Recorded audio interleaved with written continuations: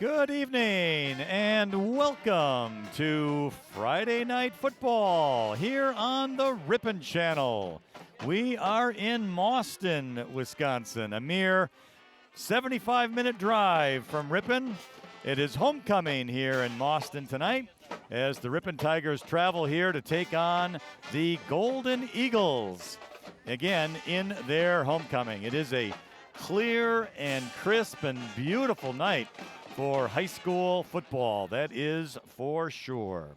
The Ripon Tigers come into this game, record of 2 wins, 3 losses, 1-2 in the conference.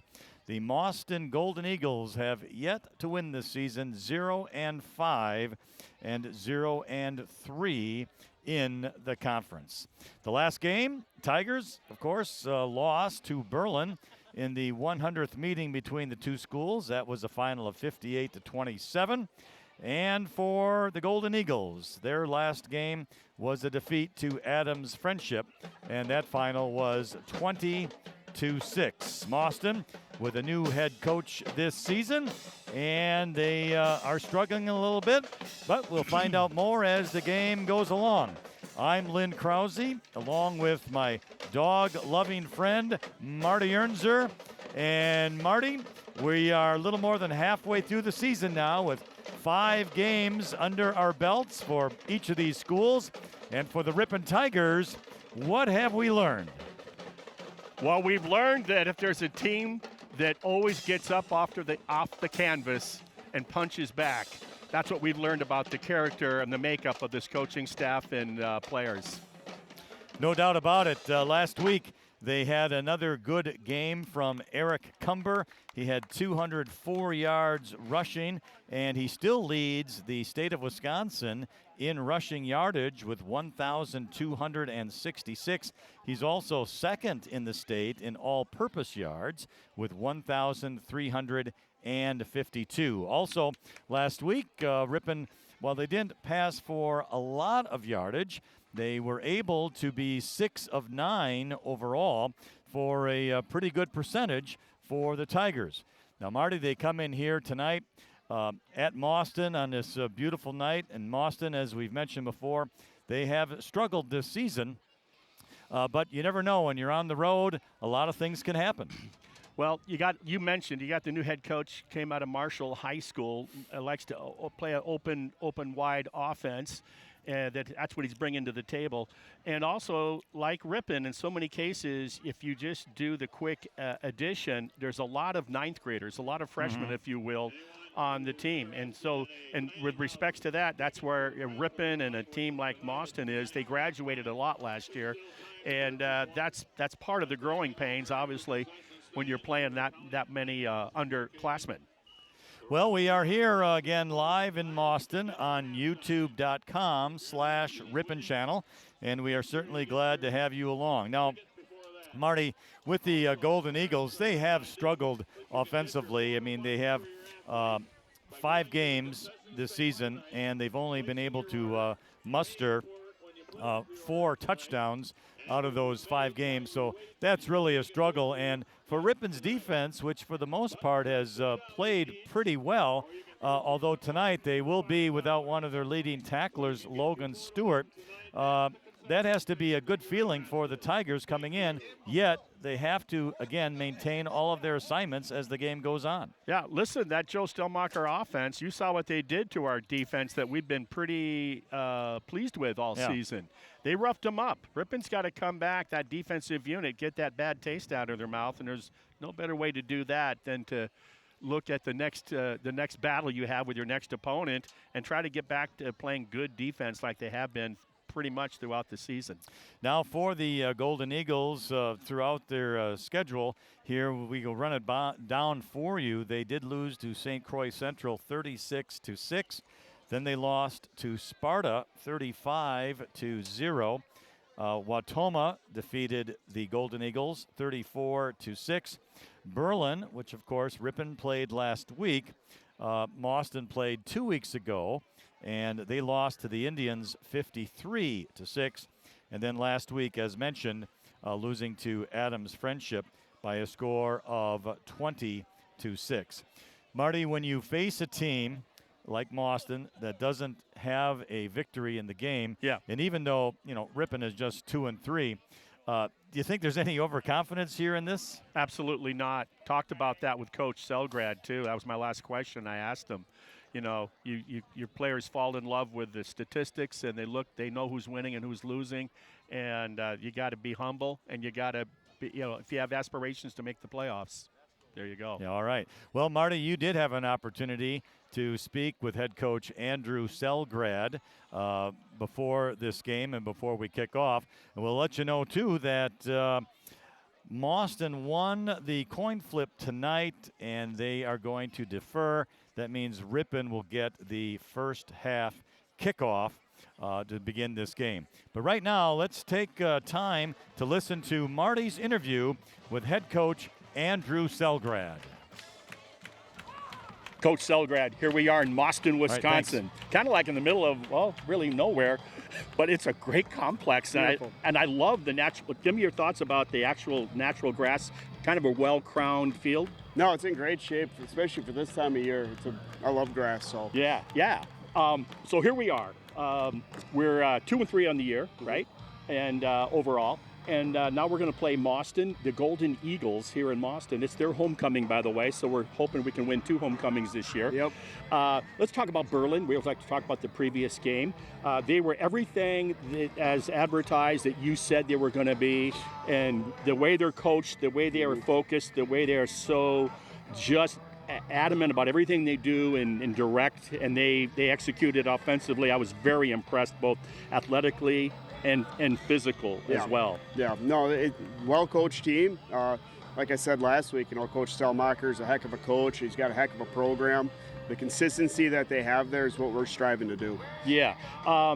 And yet, we kept getting off the canvas. We got up from the canvas every time we take a punch, and we get up, and we came away with, I don't think there's anybody else in conference that's put 4 touchdowns on them yet. Yeah, not in regulation. So, it's one of those, we gained over 300 yards of total offense, and, that's a great output. Unfortunately, we gave up almost double that. So, like you said, we battled all night. We played hard. There's some mistakes that we have to fix, and we're hoping to do that tonight. But, overall, I was very happy with how we performed. We haven't talked about Eric Cumber much in these pre-things, because I'm just looking at the numbers, and I'm just in awe of what he's been able to do. I cannot think of anything in a running back that he does not have the capability. He always finishes. He's fast. He's quick. Great vision. Balance, physical. You hit him, he's going to finish with at least 2 more yards before you get up. I remember him last year a little bit, but holy smokes, Coach, he just took it to a whole new level. Well, Eric's done a great job in the offseason. He dedicated himself to the weight room, and it shows. We told him at the end of the season last year, to be the man, you got to get in the weight room, be a leader, and he's done everything we've asked and more. So couldn't be more proud of him, and in the line that's blocking for him too. His yardage is just as much as their yardage. So absolutely, I like the way you couch that. And then the other thing, hey, I gotta eat crow. I said, I don't know, week 2, week 3, I said, his quarterbacks, that both of them, they can throw the pill, they can throw the rock, but probably average speed and as a threat as a runner. So what does Hansen do? He gets in that hip pocket a couple games ago and runs for the touchdown, gets in Cumber's hip pocket, and then the underclassman Nelson runs the 30-yard scamper down the end. So I said, okay, my opinions, I'm just going to shut up and just call what I see. No more hypothesizing. Well, between those two gentlemen right there, their yardage is because of their intelligence. Nathan's running ability, he reads really well when we run option. Jackson, I think that was a broken play, and he just made something out of nothing. So, again, kept his head on his shoulders and did what he could with the ball and resulted in 30 yards. So, I'm really proud of their progression and how much they've grown from week 1 to week 6. I couldn't agree with you more. And then let's talk about tonight's competition. They're looking for a win. We played them. That was our only win last year, interestingly enough. And that was a team that came in that They were like, I don't know, 2-3, 3. They were Something like like a that. 500 ball club. Yeah. What do we look for tonight from the Golden Eagles? Well, they're a different ball club than last year. You know, Coach Whalen's come in from Marshall, and he's brought his spread offense, air raid system. And, you know, they're going through some growing pains, but you can definitely tell from week 1 to week 6, they've improved a ton. Okay. You know, they've got some grit to them. They play hard, and they're definitely going to be a challenge. You know, they like to chuck the ball. Do you get concerned about, I think I know the answer to this question, and we'll let you go. Do you get concerned about your players looking at the numbers, looking at the wins, looking at the losses, looking at the stats, and next thing you know, no, you got to play the game. You can't convince yourself that you can count on this one or this one by just looking at what they've done during the year so far. Right. I mean, games aren't played on paper, you know. So we came with the mentality that we got to get off the bus. We got to start the game fast, just like we did against Clintonville. You know, same thing against the Dells. We got to start fast, and we got to be physical all night. You know, we can't take anybody lightly. We're not in that position. You know, we gotta take it one game at a time. Our ultimate goal is to make the playoffs, but in order to make that happen, we got to win tonight. Yeah, and then we'll talk about the next one. Exactly. I want to wish you good luck tonight. Appreciate it. And congratulations on the direction of this ball club. Thank you. Appreciate it. Yeah. All right, welcome back to Mauston High School. We've already had the presentation of the colors, and in addition to that, the Mauston High School Band had played our national anthem. And so we'll be getting underway here very, very shortly as the public address announcer will be passing along the starting offense. The Tigers, of course, always go out as a team, and so they will be out there now, and here they come out there to go to midfield. And then for Mauston, they will be doing the same thing with the school flag and the United States flag as well. It is, as I mentioned, a gorgeous night here tonight. It is 66 degrees currently, and the winds are very light. They are out of the east-northeast at about 5 miles per hour. This is a natural grass field, and Marty, one thing of note, it is cut much shorter than what we have seen earlier in the season. Indeed, I was on that field. It's a nice field. It wasn't too many years ago, it seems, when Ripon got their first artificial turf field, that we were one of 3 high schools in the state of Wisconsin with artificial turf. Yeah. And now it's interesting how it doesn't seem, 12, 15 years later, you're talking about, hey, wow, we're playing on real grass on this one. And not only that, Marty, but you can tell even as we're standing up here in the bleachers, there's a nice little crown on there as well. You got to have a crown. You got to have a crown. You got to have good drainage if you're going to do it right. And I think they did it right. I think they did too. It really does look very, very nice. I remember being in high school, and we were playing in Pueblo, Colorado, when I was playing in Colorado Springs. And we were on a natural turf field, and when you were standing on the sideline looking across the other sideline, you could barely see the kneecaps. That's how big the crown was. That is the crown for sure. Yes, it was. No doubt about it. Okay, but as I mentioned, Mauston did win the toss, and they will defer, and so the Tigers will be receiving the opening kickoff. And back deep we have, let's see. Noah Michael, of course, sophomore? And I think – probably. I'm going to say Vincent Mink, maybe. Yeah, probably Vincent Mink. But we can't see 10. his. I'm guessing it's 10. We can't see the number there. And so then, let's see. Kicking off here for the Golden Eagles, we have a senior, Carson Manning, number 52. One thing I am happy about, and I'm sure you are too, Marty, they actually list the weights of these players so we can kind of get an idea of the size. Someone's going to be in trouble now in administration getting this thing right. Yeah. That's a HIPAA violation, to give out kids' weights nowadays. Yeah. But nonetheless, good stuff. We are ready for the opening kickoff, and again, glad to have you here on the Ripon channel as we broadcast this game live and in living color. Here's the kickoff. Going to be grabbed at around the 13-yard line. That's Michael. He's going to cut to the right. Flag gets flying. He goes back. Now he goes the other way and forward. Hey, he broke free Nice for moves. a couple of yards out to the 24-yard line, but now we're going to have to see what the flag is all about.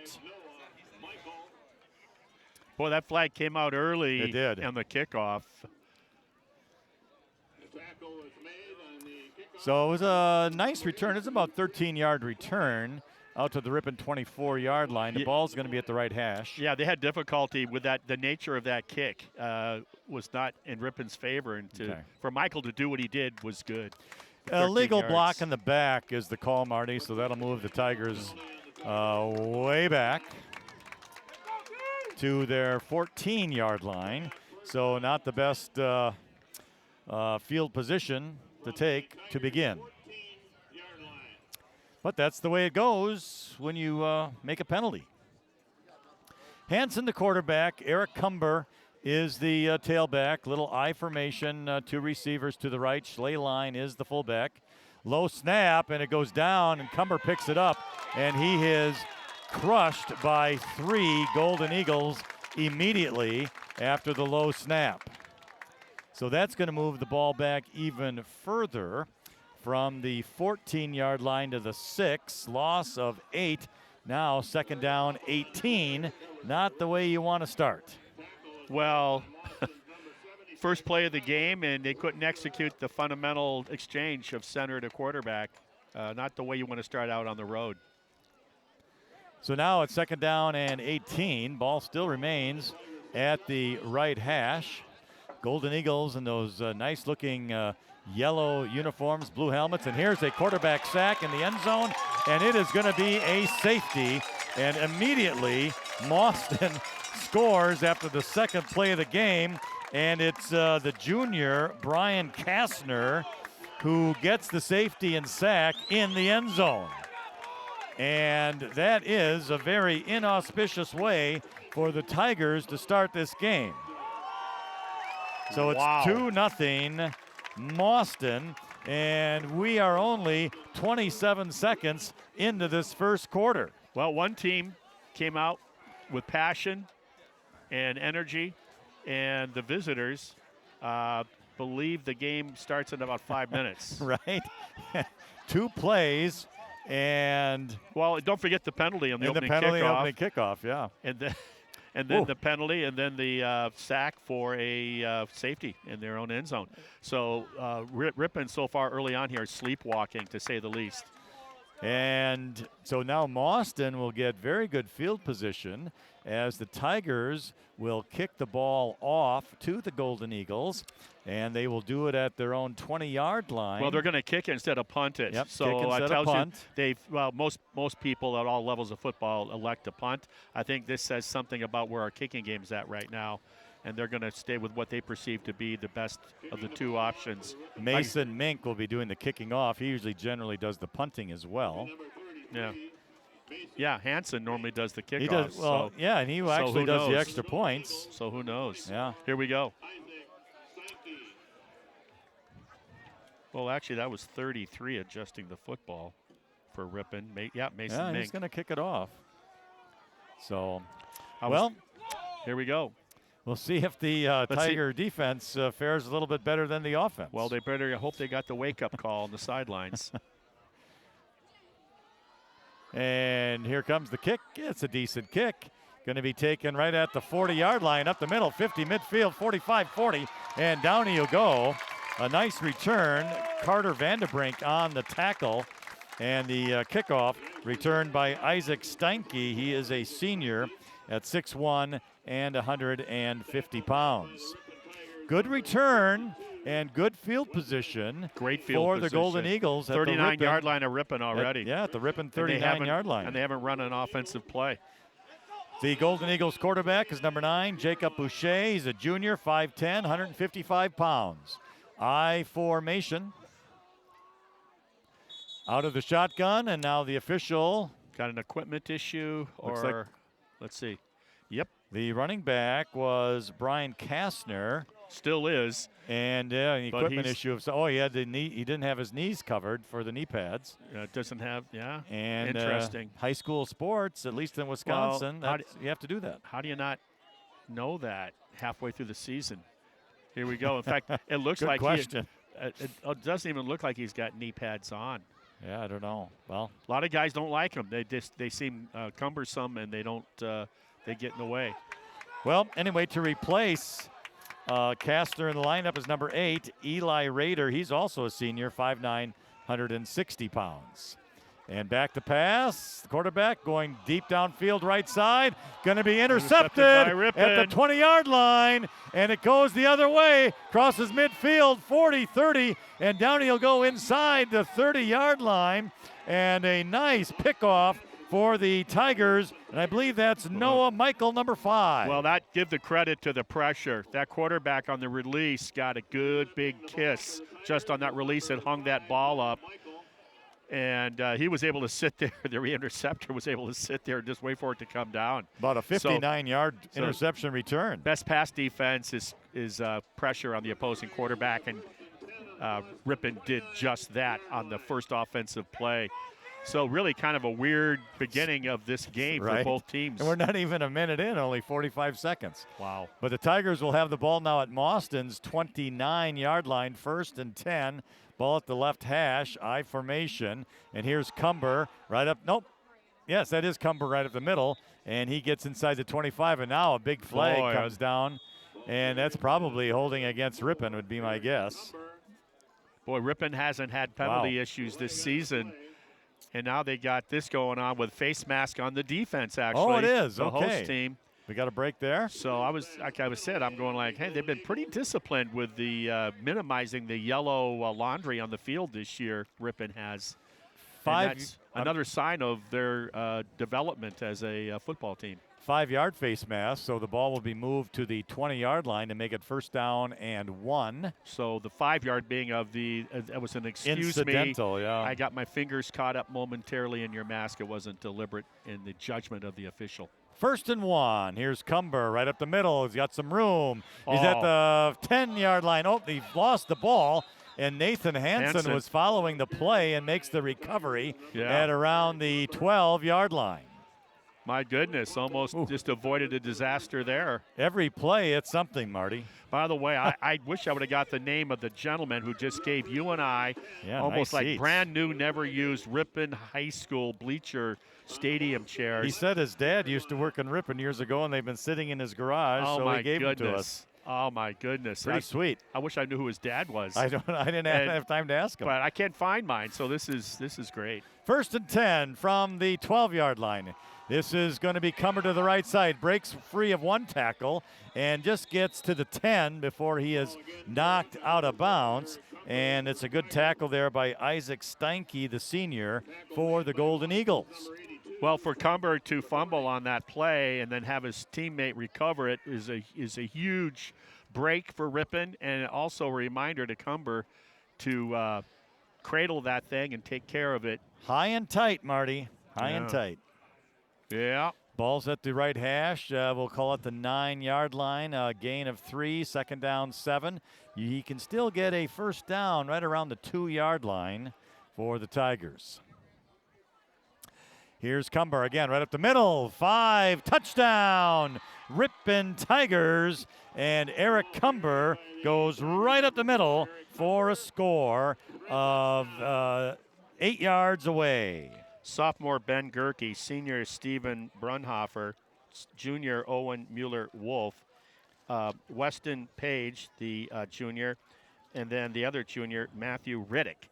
Those are the 5 men up front for the Tigers, providing that blocking for a lot of Cumber's success. So even though the game started off kind of funny, bounced over. It was a doink. Yeah. It was a doink, but it was a good doink, folks. The point after touchdown kick just makes it. The kick, he scooped it with his toe, and it barely got off the ground, and it hit the crossbar and bounced over. So what else is going on with this sort of awkward beginning of a high school football game? Awkward to say the least, no doubt about it. It was always been something to begin, but nonetheless, the Tigers were able to take advantage of the Twilight Zone start here. in Mauston, and they have scored a touchdown, and they take this lead now 7-2 after Mauston on Ripon's second play of the game on their first drive had a safety. Looks like a couple sophomores and a couple juniors are out for the Golden Eagles, but the most important junior that's out is number 55, Austin Hunter, who was considered maybe the best defensive player on the Golden Eagles. He's on crutches. I had a chance to talk to him briefly, and he's got a bruised spinal column and a torn muscle. He is done for this season. Oh, my. But so he said, I asked him any chance. He said no, but I said, what year? He goes, junior. I said, well, there you go. I said, best of luck to you. Hope to see you next year in Ripon. So here's the kickoff by Mink, a line drive, and it's away from the return man. That's trouble. That spells trouble. At the 15, it's picked up, and he gets out to the 20, and about the 23-yard line is Isaac Steinke for the Golden Eagles. Freshman Carter Bell stuck his nose in there, number 26 for the Tigers. His dad, Jimmy. Good to see Carter out there on varsity. Looks like he's also on the defense here starting. 26. He's probably taking Logan Stewart's place, who was unable to play tonight. Well, the ball's out at the 24-yard line, Marty, of Mauston. It'll be first down and 10. Again, the score, the Tigers 7 and the Mauston Golden Eagles 2. Good job by the kickoff coverage team for the Tigers. Jacob Boucher, hand off to the running back. Cutting to the outside, 25, 30, and down out of bounds. Carter Bell on the tackle. The running back is Brian Kastner. Boy, what do you say to that when it's an excuse me on the exchange? The running back thought it must have been to the right when it was handed off to the left. They're lucky they didn't fumble the ball there, and then you get a really good run out of it after the mistake you made in the backfield. The defense has to capitalize on those types of mistakes by the opposing offense. Gain of 9 yards out to the 33 to make it second down and 1 for the Golden Eagles. Yeah, good run by number 22, Kastner. 182 pounds is what he goes by. Here's the snap, back to pass, looking to the right side, throws across the middle, caught at the 41, still dragging a defender across midfield into Ripon territory, and the tackler was Schleline, and the pass caught by Isaac Steinke from the quarterback, Jacob Boucher. Yeah, Schleline, nice job. All he had was one hand on the jersey. It was being dragged until he got, he had half the tackle, and then the teammate finished up on him high. But beautiful little quick in route, sort of like a mini post. And, and he threw a strike. Gain of 17 on the play, and they will mark the ball on the Mauston side of the 50-yard line.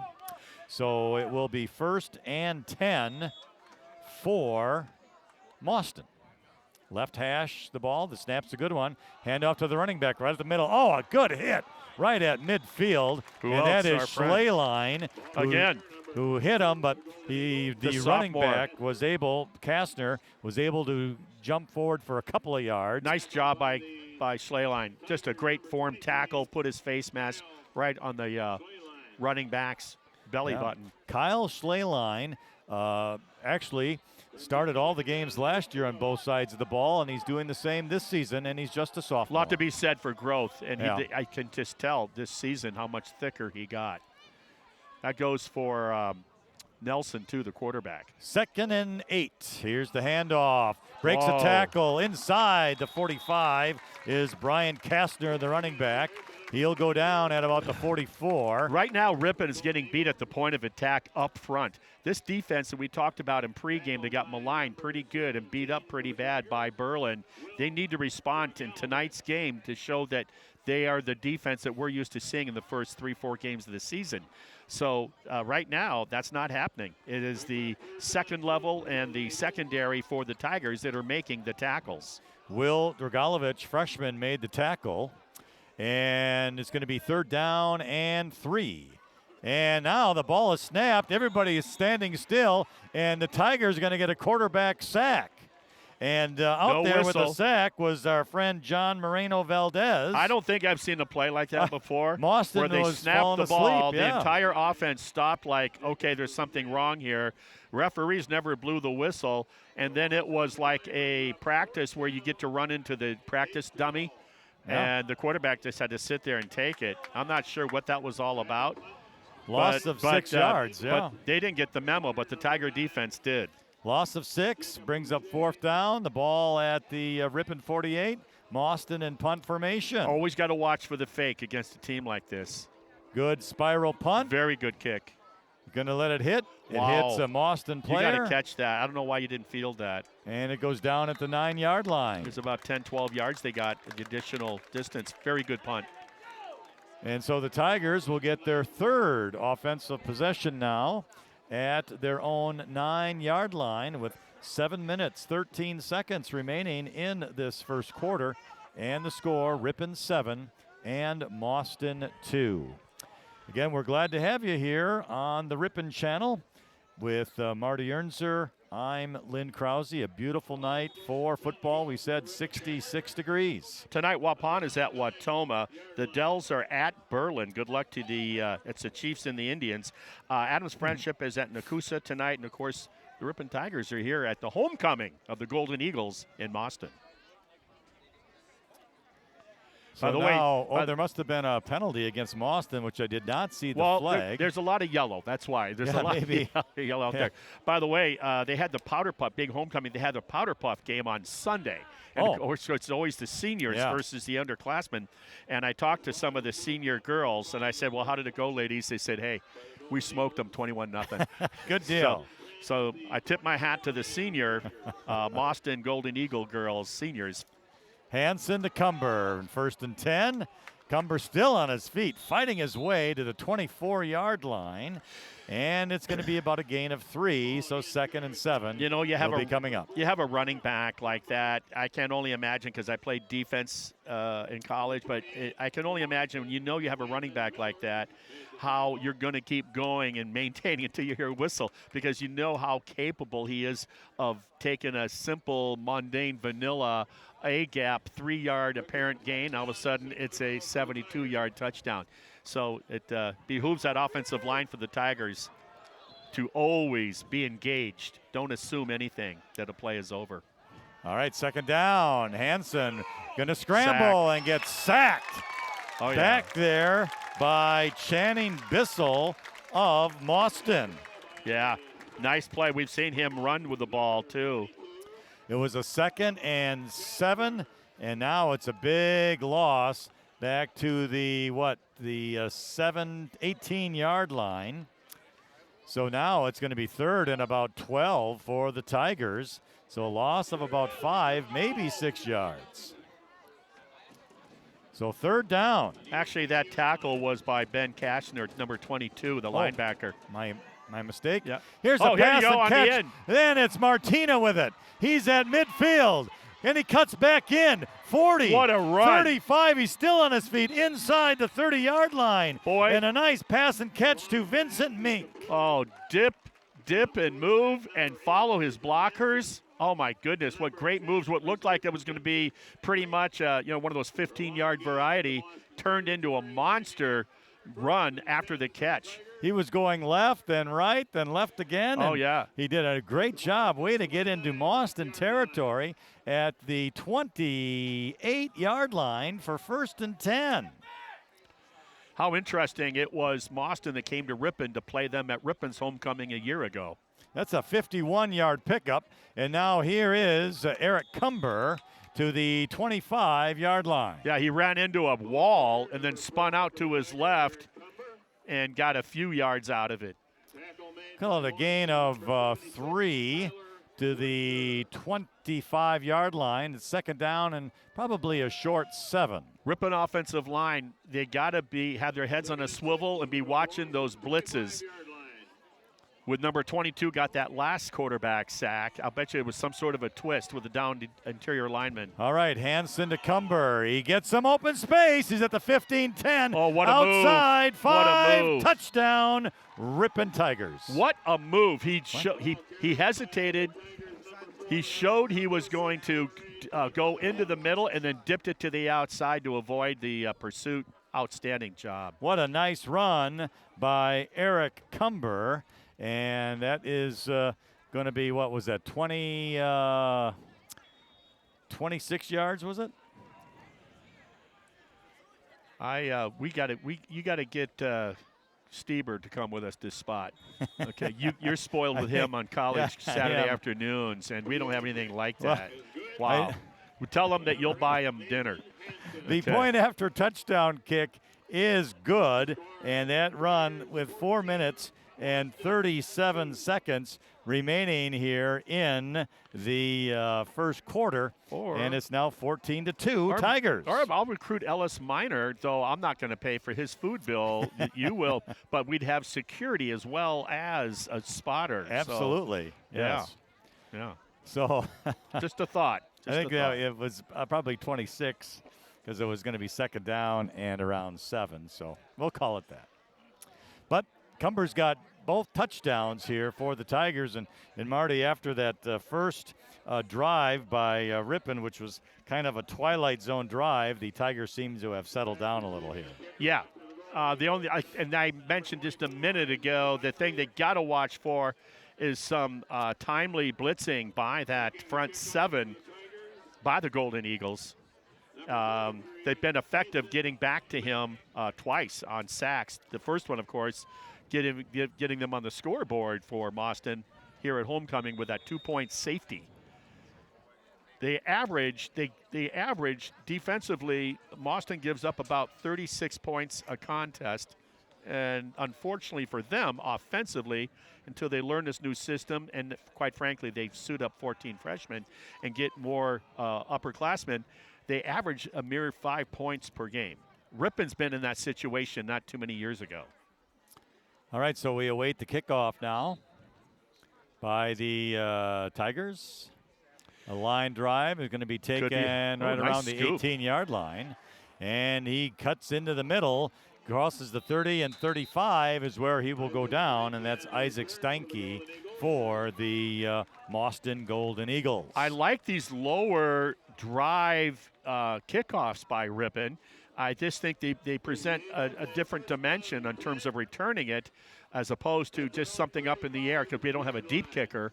Therefore, I like this. It throws the timing off, and you might get some difficulty fielding that, though I was rather impressed with the way that guy fielded that like a shortstop. All right, Jacob Boucher, the quarterback, the junior for the Golden Eagles. Ball's at the left hash, exactly at the 35-yard line, first and 10. Here's a handoff to the running back. He makes a nice move, but wow. Will Guthrie was right there, and he makes the tackle, and now a flag comes down late by the sideline official. And he saw it. And number 5 for the Golden Eagles and number 1 for the Ripon Tigers, some sort of action. We don't know who got caught with their hands in the cookie jar. It's the defensive back for Ripon. Cost us dearly. And that is going to be, I think, a big 15-yarder because it's a personal foul, and that moves the ball to the Mauston 49-yard line. Wow. Where will be an automatic first down and 10. Whatever he did it right in front of the side judge and in front of the Golden Eagle bench. Right. Not a good choice. Not wise. Not wise at all. All right. Well, after the penalty, the Golden Eagles have some better field position. Wow. Boucher awaits the snap as it looks right. Going to throw. It's over the head of the intended receiver, which was Isaac Steinke. Nice to see Dudzinski and our good friend Valdez. John Moreno in that backyard. They got there quick. You don't get the sack, but you're creating the situation with a hurry up to cause the incomplete pass. That might have been 66, Marty. Yeah, that's right. It was, yep. All right, so it's second down and 10. Ball remains at the 49-yard line. Clock stops with 3:54 remaining in the first quarter. Here's a handoff to the running back up the middle and gets hit hard right at the line of scrimmage. And the running back Steinke, not going very far. Nice tackle there. Braden Dudzinski. Also in on the play was Levi Thompson. So far, Ripon doing a pretty good job on containment. They're getting good pressure up front, and the two ends are doing a good job of keeping everything pretty much contained on the inside. So that's a no gain, and now it's 3rd down and 10. Yep, you had the incomplete pass, and now the run for no gain, and now we have an official. These officials are on top of their. I don't know if it's a issue with equipment again, or Carter Bell is running off the field, so I don't know. And then replacing him was Carter Vanderbrink, so unsure. But it remains 3rd down and 10.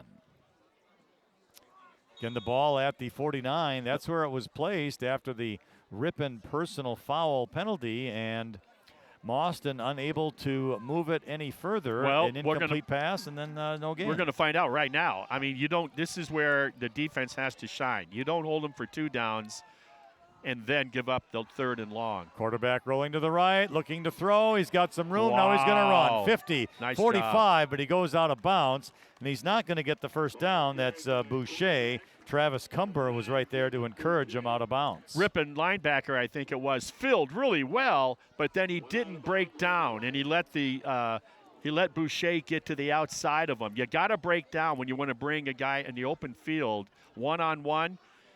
He ended up running right past him because he was out of control. So you got to break down, get a wide base, and then hit.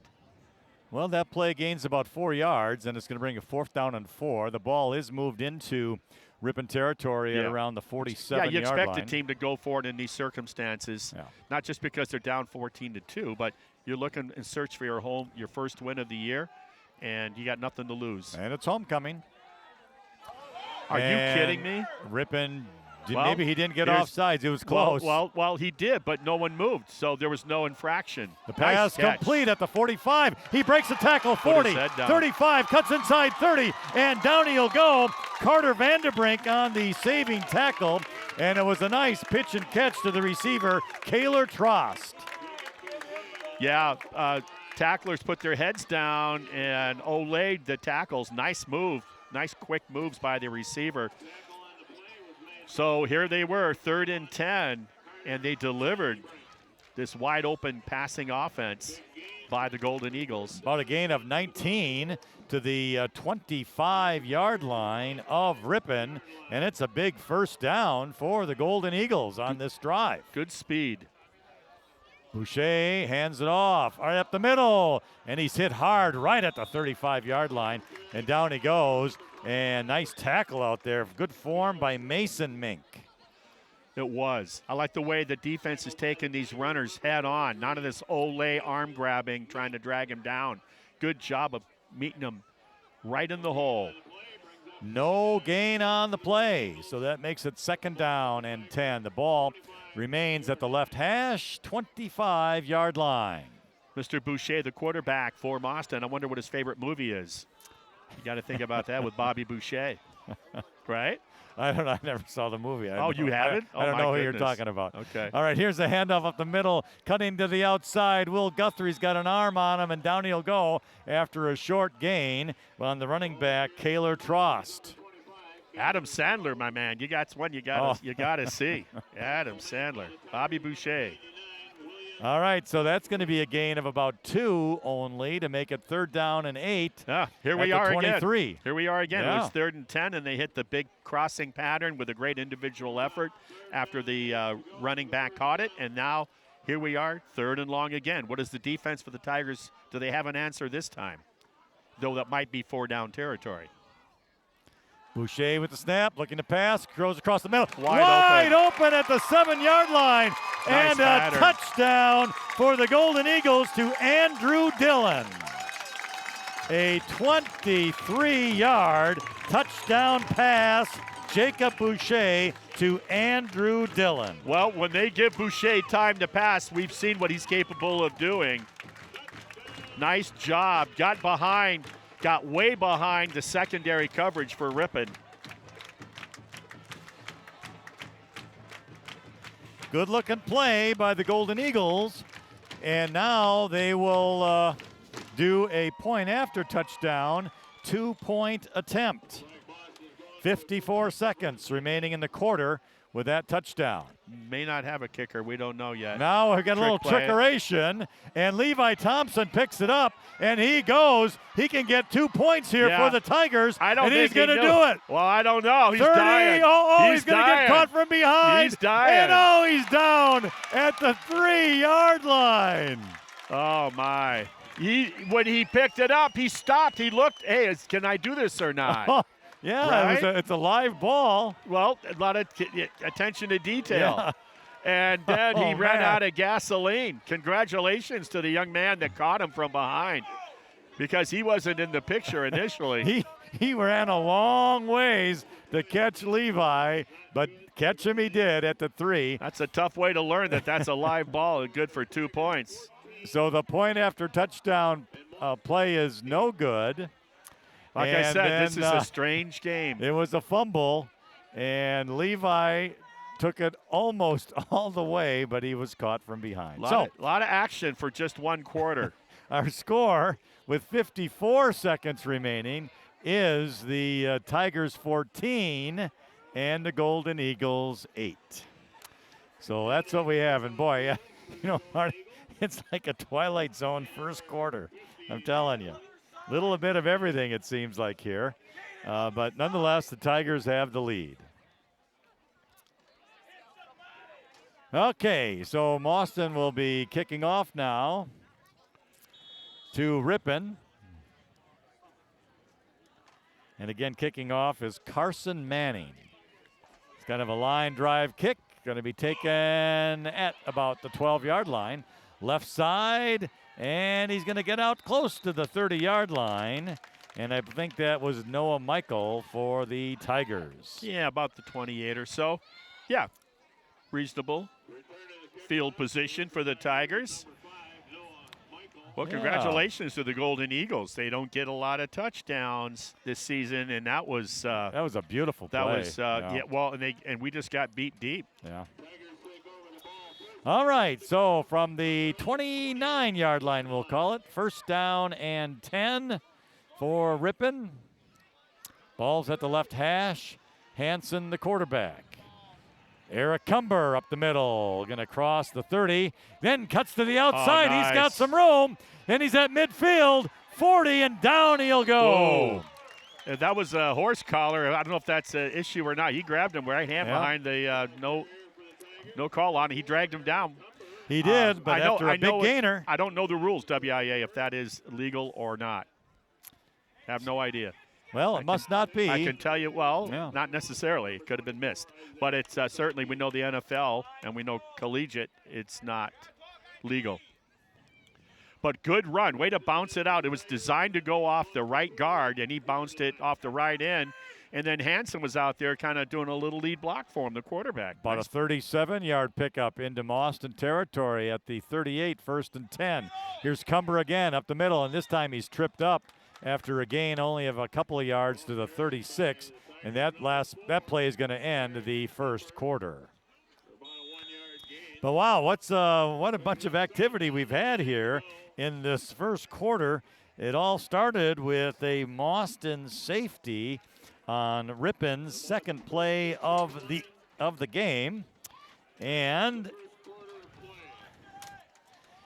then after that it was Ripon with a 6-yard run by Eric Cumber, and then a 26-yard run also by Eric Cumber, and then we finished it off with a 23-yard pass to Andrew Dillon from the Mauston quarterback, Jacob Boucher. You okay over there? I think so. I thought maybe someone took you out at the hip when you turned your back to him. But I commend you on maintaining your audio presentation, play-by-play description. Lost my roster. Yeah, your my stadium nice little chair fell over. I fell backwards. One went the other way. I think a lady's dialing 911 for you right now, Lynn. But I think you got through it okay. I'll get the I trainer. hope so. See if we get the Golden Eagles trainer over here for you. Take a look at you. Anyway, our score is Ripon 14 and Mauston 8. Tigers ball. They're on the run here on this drive after a nice long run by Eric Cumber. And that puts the ball now at the 36-yard line, second down 8. Receiver wide to the left. 14-8 Ripon. Hansen awaits a snap. He's got it. Here's Cumber to the outside. Breaks a tackle. Cuts in. He's at the 35. Tries to go back. 30. Still dancing down to about the 26-yard line before he's brought down. And it's going to be a first down for the Tigers. What moves? You know, you look at, talked about that in pregame with Coach Selgrad. He's got every attribute that a good running back has to have to be considered good. And that is, how many yards after contact, initial contact? He's got another 4 to 5 yards there.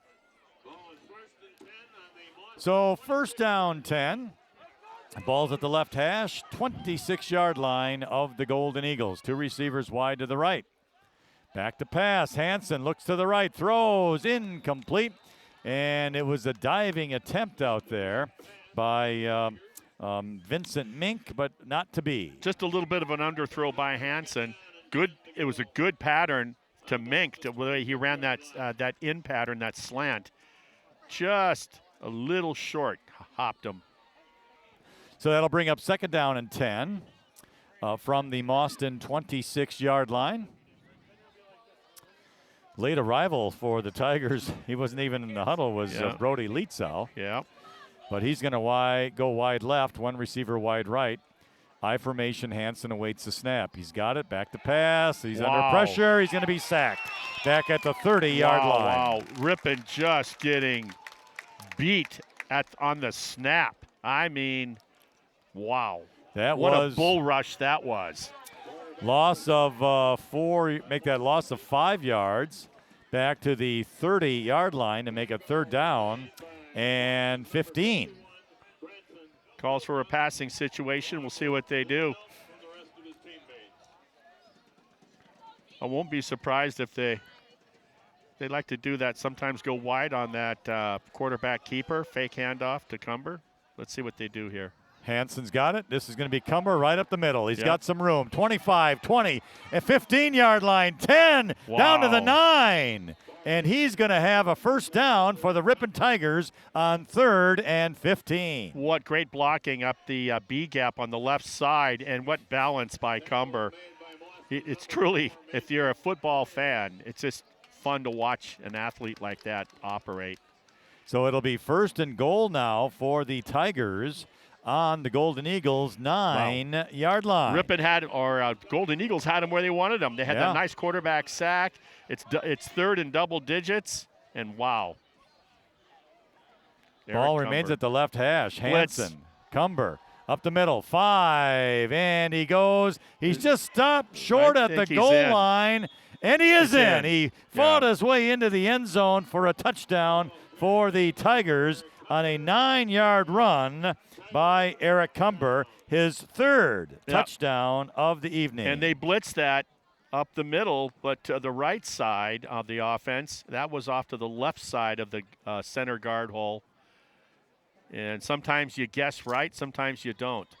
So Hansen will be doing the point after kickoff.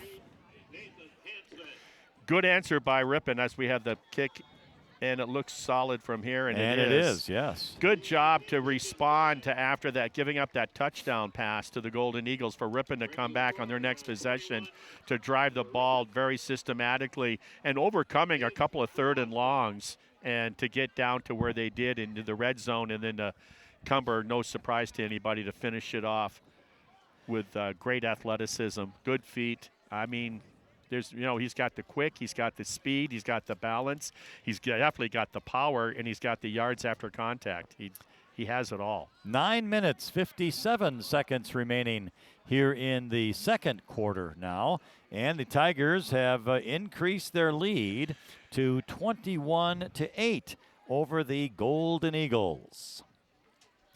So the Tigers will be kicking off. Remember, the Tigers received the first half kickoff, and they immediately got a safety. Mauston tackled Ripon into the end zone on their third offensive play of the game. Well, the game started off with a illegal block on the kickoff return by Ripon on the first play, and then went downhill from there the next 3 plays. It did, right? Yeah.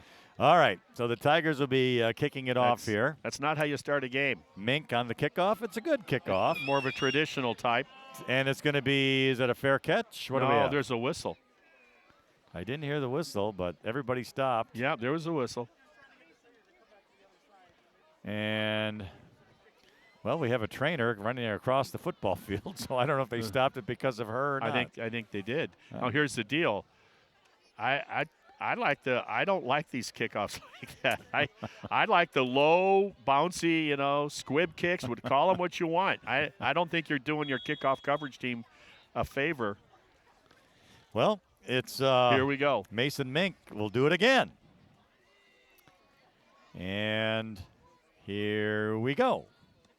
And this is the little squibber. Going to be taken at the 40-yard line, up the middle, 45, and down he'll go at around the 48-yard line. So Mauston will have very good field position to begin this drive. Tackled Weston Page on the tackle for the Tigers. I wonder why they're not using Hansen anymore in the kickoffs. You use them for your PATs, but you're not using them in kickoffs, and he had been kicking off pretty much, I think, all season. Yeah, all season long. So yeah, I don't know. Well, maybe they needed to give him a little break, perhaps. It's a kick, not a marathon. I don't know. Just thought I would throw that out there. Maybe they need him to give him a break. Maybe you should have thought twice about throwing that out there. All right, we'll put the ball at the 48-yard line of Mauston, 1st and 10. Back to pass is the quarterback. Little screen nice to the right side. Pass. Caught midfield, 45, and down he'll go at the 40-yard line of Ripon is Eli Rader. Nothing fancy. You want to negate that pass rush up the middle by the Ripon defense. Little swing pass, and look what happened. Little swing pass to the flat, and beautifully led on that little curl pass. Brody nice Lietzau with the tackle for the Tigers. Yeah, good tackle by number 3 because you're in the wide open one-on-one. He does make that tackle. Who knows what's going to happen? Gain of 11 to the Ripon 41-yard line. Defense still not kind of playing the defense, sustaining good play after good play that we're used to seeing prior to that Berlin game. So Boucher awaits the snap, has it, back to pass again, looking in the middle of the field, and it's flagged down, but it is caught at the 30-yard line. Nice catch out there by Mason Byers, a senior. It's coming back. And then we've got, what, is that a hold? I missed the indication. I did too. I was just looking at the body language of the two teams. Illegal block, I guess. Yep. So you can block from there's that clipping zone, right, on so many yards either side of the ball. I think it's 2 or 3 yards north-south, and then so many yards to the east and west of the line of scrimmage. And that illegal block in the back occurred beyond that box of where you can block from behind. 10-yard penalty, Marty, so that'll put the ball back in Golden Eagles territory at the 49 to make 1st and 20. Yeah, just shy of the 50. Defense needs to put a couple of good plays together here. Jacob Boucher gets a snap. Here's Draw. a handoff. It'll draw play. Oh, Will Guthrie with a tackle for loss at the 48-yard line. So it's a loss of 1 to make it 2nd and 21. Once again, trying to make him pay the defense, the Golden Eagles, trying to make him pay for that pass rush.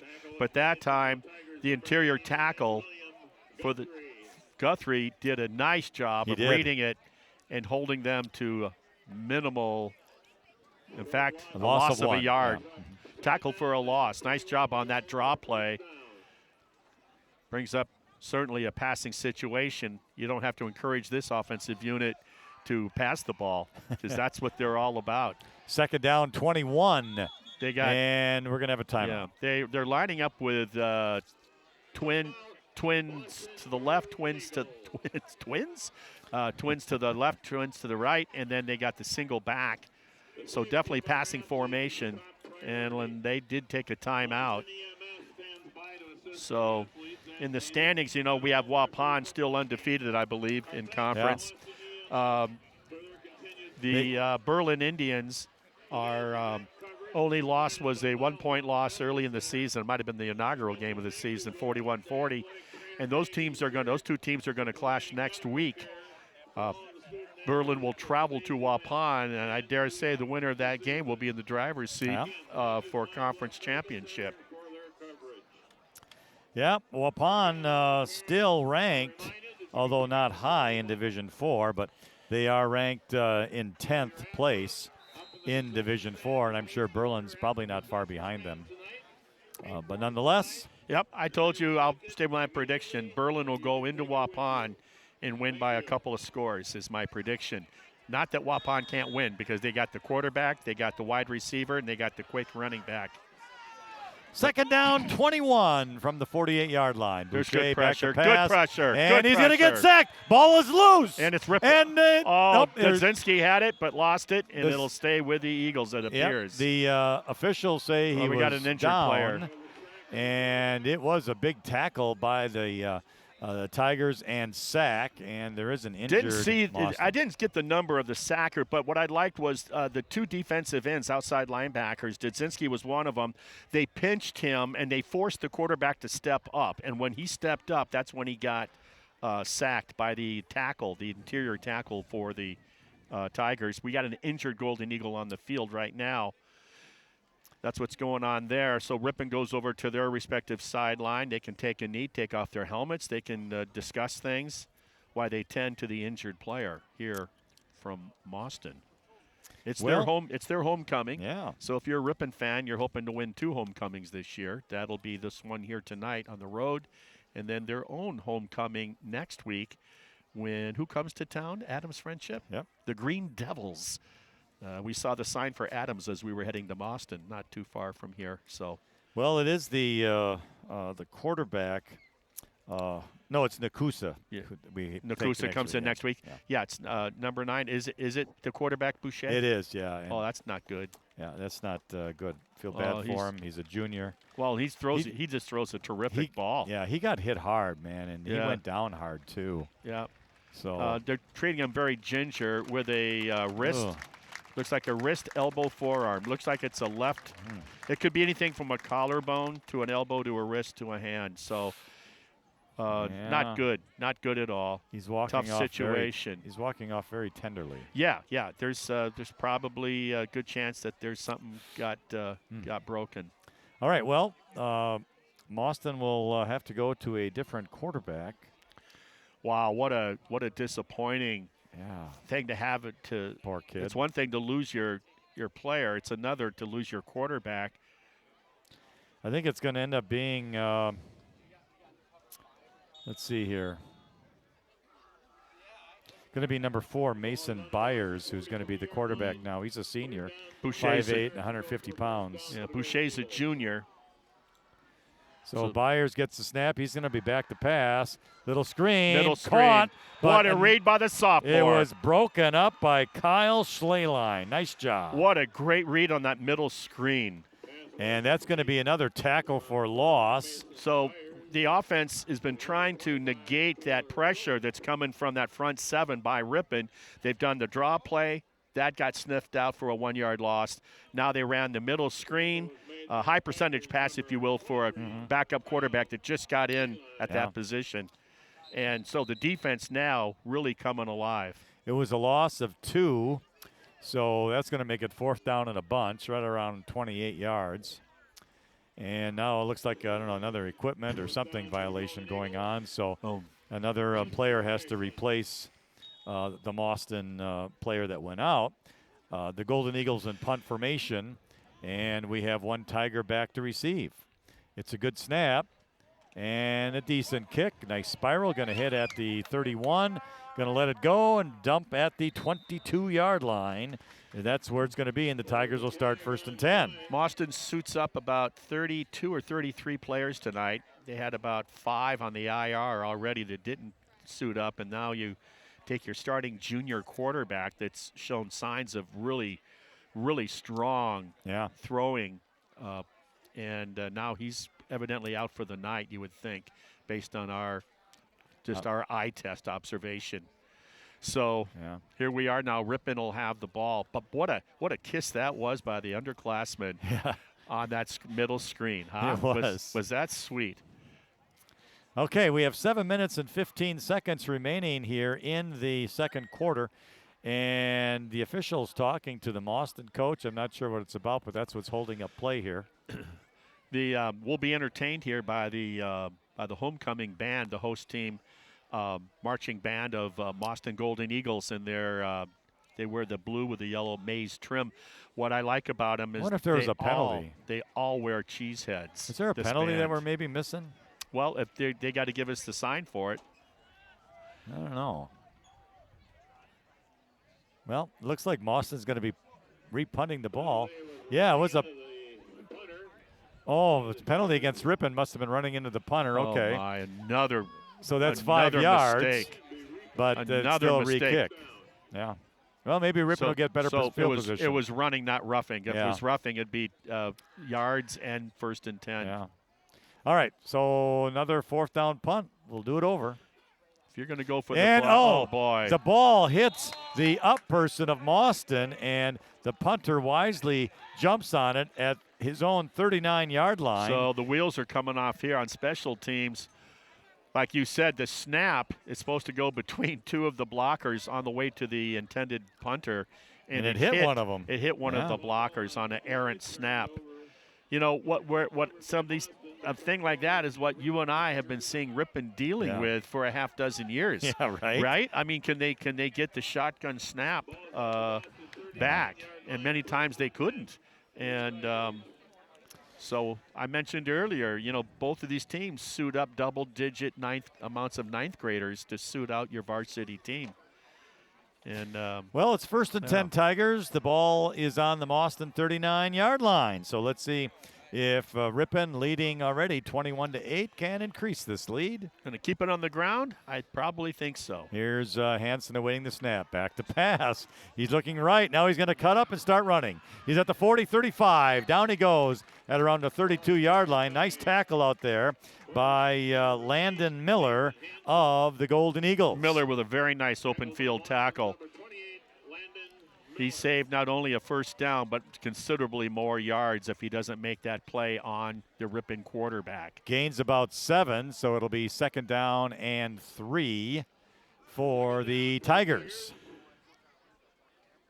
Yep, good job. Good decision by Hansen. Ball at the 32 now. They got twins to the right, single back. Hansen to Cumber up the middle.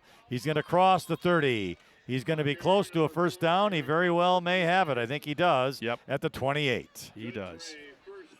So it's a gain of about 4 for Eric Cumber to the 28. 1st and 10 Tigers. Clock rolling, 6:20 remaining here in the second quarter. Shout out to the Ripon High School managers, Molly Hansen and Madison Koplitz. Talked to them before the game. They have 2 flavors of Gatorade that is that what they did? Yep. They go with a grape and they go with a blue. All right. To the players. Hansen, Cumber. Good. This time he gets, oh no, Hansen kept it. What a nice fake. And Hansen's going to get inside the 25-yard line. Boy. What do we have? Nice job. I think, you know what? Let's see what the refs are going to do. I think the refs got caught. Oh, I think maybe ball came out maybe. No. Or inadvertent whistle? Well, what happened, they're going to talk it over. I think what happened, the refs didn't know that Hansen had the ball. They thought Cumber was tackled, and I think they blew the whistle. Yep. Hansen kept the ball, had about, 6 to 8 yards more. He was inside the 25. And so there's not much discussion here. If they blew the whistle, like I think they did, they got to mark it where Cumber was tackled without the ball.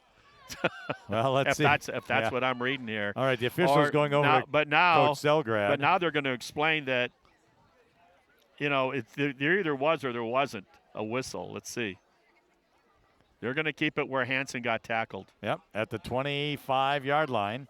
And so actually, I thought Hansen had it about 2 yards past that point. I think he did as well. Yeah. So is that the compromise here? Maybe the makeup call. Here we go. Gain of 4, 2nd down, 6. Great deception, huh? It was. So Hansen this time to Cumber. He cuts to the outside. Now goes into the middle. He's inside the 10, close to the 5-yard line. Boy, does he set up the would-be tacklers with his juke moves. and he can go left or right with that, sets them up, and they end up grabbing air, and he gets another considerable amount of yards. Going to call it the using those 7-yard line. Call it the 7. It'll be first down and goal for the Tigers. He does this in every game. He will undress defensive backs. I've got to watch in the open this field. Now that Hansen will keep that ball once in a while. I got to kind of be careful. They're going to have to paint it. All right, Hansen, this time Cumber. He gets hit in the backfield but breaks a tackle, goes forward. He's inside the 5, close to the end zone, probably the 1-yard line before he goes down. What a fight that was. They were like about the 7-yard line. He got hit at about the 6. And once again, he just keeps those legs going with his balance. So we'll call it the, 1-yard line? And it'll be second and goal from that 1-yard line. At the 2. Here we go. Well, 2 or the 1. He's probably in between. So, second down goal. And Hansen, Cumber. He easily walks into the end zone for a Ripon touchdown. Nice 2-yard run, Eric Cumber. 4th touchdown of the first half. Nice blocking by the offensive line up there again. And they do have one of the linemen for Ripon is a little shaken up. That would be Owen Mueller-Wolf, the junior. He is a little shaken up. Let's see if he can stay out there or not. He's hurting a little. So Hansen will try the point after touchdown kick. And it's up, and it is good. So now, with 4 minutes and 16 seconds remaining here in the first half, second quarter, it's the Tigers 28 and the Golden Eagles of Mauston, they have 8. You know, I was just going through the rankings here a little bit earlier. And Division IV, we just kind of mentioned a little bit. La Crosse Aquinas is still the top school with Winneconne 2, Baldwin Woodville 3, and Lake Mills 4. We mentioned Waupun was 10th. Division 5 has Northwestern High School out of Maple, the top team, followed by Amherst, Grantsburg, Mayville, and Tomahawk. In Division 6, the top school, Edgar, followed by Eau Claire Regis, Darlington, Mondovi, and Cambridge. And in Division 7, Kenosha St. Joseph, the top school, followed by Potosi, Blackhawk, Boyceville, and Cochrane, Fountain City. The overall number 1 team is Franklin High School. It was Arrowhead last week, but they were defeated. So Franklin takes the number 1 spot in the high school rankings. Here's the kickoff, taken at the 22-yard line out to the 30. Quickly is the return man, and he's going to go down quickly as well by the Tigers. Nice tackle out there by Ripon. Carter Bell looks like he made the tackle out there on the return. The underclassman Bell doing a good job of being in the right place at the right time quite a few times tonight already here in the first half. So the ball was out to the 30-yard line where it's going to be first down and 10 for the Golden Eagles. The quarterback will again be Mason Byers, number 4. Tough situation for him to be thrown into. Right. He is a senior, but still, you weren't looking for this. 3 receivers to the right. Here's a handoff up the middle for the Golden Eagles and a nice run. Good collision. To about the 33-yard line, a gain of about 3 yards. Good collision. Mauston. Yeah. Yeah. The ball carrier was Channing. Oh, it's Brian Kastner, number 22. So gain of 3, second down, 7. I like Brian Kastner. Plays at a high level. Levi Thompson made the stop for Ripon.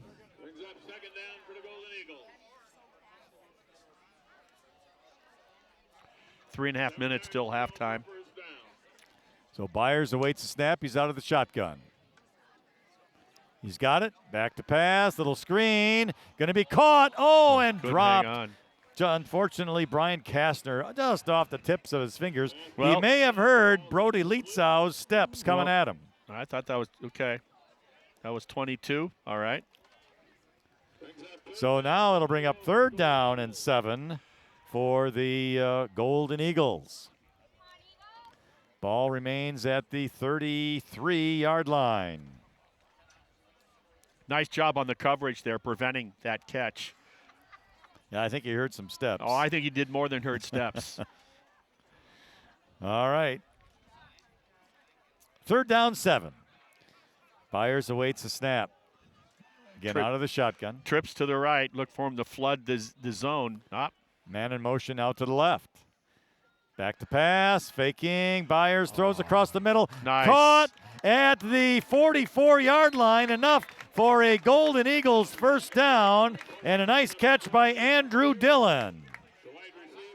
Dillon has the only touchdown That wasn't for the 24. Golden Eagles. That wasn't 24. I think it was 3, Dillon. Okay. The ball was bobbled when it came into him. Threw a strike, too, by the backup senior quarterback. Yeah. Number 4, threw a strike, bobbled it, maintained his focus. Nice job.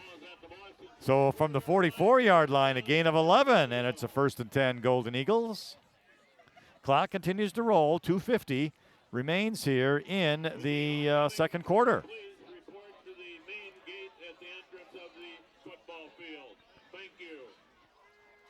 So Byers awaits the snap.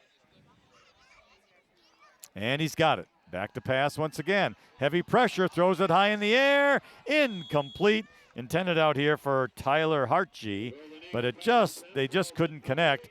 And coverage on the play by the Tigers, Noah Michael. It was all about what was going on up front, forcing that quick pass.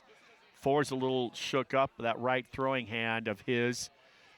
Two defenders for the Tigers met him pretty hard in the backfield just on that release. That's the reason why the ball was underthrown on that deep out pattern by the Mauston Golden Eagles. So 2nd down, 10 from the 44-yard line. 5-man front by Ripon. Byers has it. Looking to Good pass, pressure. across the middle, and he overshoots the receiver, Andrew Dillon. I'll tell you that'll what, bring up 3rd down. I'll give him a lot of credit. Mason Byers, the senior backup quarterback, he's standing in there under that duress, shall we say, under that pressure, and staying in there and giving his team a chance, giving his receivers a chance. Like you said, that one sailed a little high. Yeah. So 3rd down, 10. Again, at their own 44-yard line. Ball's at the left hash mark. Well, I've never seen a team go 15 yards back for a huddle, but Mauston goes way back. Well, you got a backup quarterback, and he might have thought that the line of scrimmage was, he's got a lot on his mind right now. He was on the sidelines talking to the coach. They got trips to the right, the Golden Eagles. Here's the snap, under pressure, throws, and Intercepted. it's intercepted by the Ripon Tigers. That is Will Dragalovich, the freshman. Yeah, it is. His 2nd interception of the season. He had one in the 2nd game against Clintonville. They ran trips to the right. One of those 3 trips, one of the slot positions, ran that deep cross, and that was the intended target. That ball was a little behind him, and nice, good coverage by the freshman, Dragalovich, on the interception. So that puts the ball at the Tigers' 47-yard line, where it will be 1st and 10 Ripon. They have 2:23 remaining in the 2nd quarter, and they have all 3 of their timeouts. So Hansen will get the snap. He's back to pass. He's looking down the center of the field. Whoa. And there's contact by both offense and defense. They both go down. No penalty. It's incomplete. No, the ball was overthrown. The Tiger pass attempt was broke up by Mauston's number 15. So Manning. it'll be 2nd down and 10. Carson Manning on the coverage there for Mauston. He's number 52. 2nd and long after that incomplete pass by Ripon on 1st and 10. They're still in their own territory at about their own 47-yard line. Ripon is. Here we go. Hansen out of the shotgun, awaits the snap. He's got it. Hands off to Cumber. He's got some room. Midfield, 45, cuts in, 40-yard line down at about the 39. And the tackle by Eli Rader. Stumbled just so slightly. Someone got him around the shoelaces. And it's a first down. That's a gain of, 13 yards to the Mauston 40. Clock rolling. Again, Ripon still has 3 timeouts. Give Mauston a lot of credit, too. They have minimized. Yeah, he's having good yards. He's good running. But Eric Cumber, they have not allowed Cumber to get that long breakaway for 6. Yeah, the real long one, yeah. Yep. Back to pass. Hansen, middle of the Got him. field. And it is incomplete. Oh. In and out of the hands of Dylan Martina. And a late flag as well. A late flag. Well, what's the call? It's not, well, there's no pass interference there. I wonder if they didn't like the way he was tackled. Well, I don't know. Well, I'll just tell you, my eyes, there was no pass interference there. I agree, there wasn't. Yeah. So I'm not sure what the call would have been. Let's see what we still haven't seen what the call is. And let's see. Still not getting the sign. Yeah. Getting the explanation. I don't know if they're calling it a late hit, but he was bobbling the ball. So, maybe it's against Ripon. Maybe something was said. No. I don't know. The other way. Man, I'm personal foul. Personal foul against Mauston. I told it wasn't pass interference. It was the way that they tackled him maybe high around the helmet and threw him down. I don't know. But it looked like a pretty routine football play to me. Yeah, it works in Ripon's favor. They're going to get automatic first down. Unless it was a late hit somehow. Ball should have been caught. He bobbled it. It was a good strike by Hansen. From the 25-yard line, 1st and 10. Here's Cumber. He's inside the 20 to about the 17-yard line on 1st down. So that's probably a gain of 7. It'll be 2nd down and 3 as the ball's at the 18. So Ripon may or may not have gotten a break, I guess, depending on how you're going to look at it. Well, they did. They got additional something. yards. Yeah. Personal foul against the defense of the Golden Eagles. Not really sure what the call was, what transpired on that play. And now we have a flag, and it's a false start against Ripon, yeah. Left side of the line. So it is a false start against the Tigers. Moving back from the 18 to the 23 to make it 2nd down 8. Again, we're at 49 seconds remaining here in the 2nd quarter. Ripon has not used any of their timeouts yet. How many seasons ago was it Ripon was able to win 3 games in a season? Yeah, I don't know either. I know. I know that one year and obviously they won. You got a whole half to play yet. But my point being, that's where Mauston's program is this season, is where Ripon has been. Yeah. In search of their first win, and Ripon trying to get to 500, correct? That's what they would do with a win here tonight. All right, 2nd down, we'll call it 8. And now another what do we whistle have? timeout. Mauston will take a timeout. So Mauston will take this timeout. That is their 2nd charge timeout of the first half. That comes with 28 seconds remaining in the 2nd quarter. Again, it's Tigers 28, Golden Eagles 8. The head coach, Nick Whalen, like I said, came from Marshall High School. That was shared with me with Coach Selgrad in the pregame interview. One of Ripon's own, Steve Beacom, Ripon High School grad, Ripon College grad, was the coach over there. And he took, I believe, the football team. I'll have to look at this. I'll get back to you for next week's game. I'll have to do a little research. I think they made it to state. Oh, yeah. With Steve Beacom. Steve passed away a few years ago. Mm-hmm. So after the timeout, they pointed it was a Mauston timeout, but it was actually a Ripon timeout. It would seem funny that Mauston would take it. They did point to Mauston. Yeah, this officiating crew, I always give them a break those first 2 games of the year. But after that, you got to earn your paycheck, guys. All right, 2nd down 8. Hansen back to pass, Look looking out. right side. He's got Nice. Cumber on a little screen. Oh! He left a player in the dirt. He breaks a tackle. He's inside the 10, and he's out of bounds at about the 9 or 8 yard line. I shared with you, it's one thing, I've always, the better athlete one-on-one, the better athlete, he's going to beat you one-on-one in space. But Eric Cumber, number 4, has a way to undress you as well as defeat you on a one-on-one in the open. And that was one of those, like, oops, and it's like, whoa. And you're sitting on the grass going, wow, this is a nice crown field, while the running back continues his way downfield. Nice patience by Hansen, the Ripon quarterback, with the pass rush coming right down his throat and just getting a little pass out there to So Cumber. the clock has 0 on it, but there must have been a timeout. So let's see. They're going to put 18 seconds on it. Yeah. They'll put time back on it. Well, the ball is just outside the 10-yard line, so theoretically Ripon could still get a first down before the end zone. And it's going to be first down and 10. Yeah, the big deal here is the clock more so than the yardage. All right, so Hansen back to pass. He's going to cut up and scramble. He's at the 5. He dives for the end zone. He did not get in, and Ripon's going to have to take a quick timeout, which they do, and the ball's right about the 1 yard line. Got time for one play, maybe two.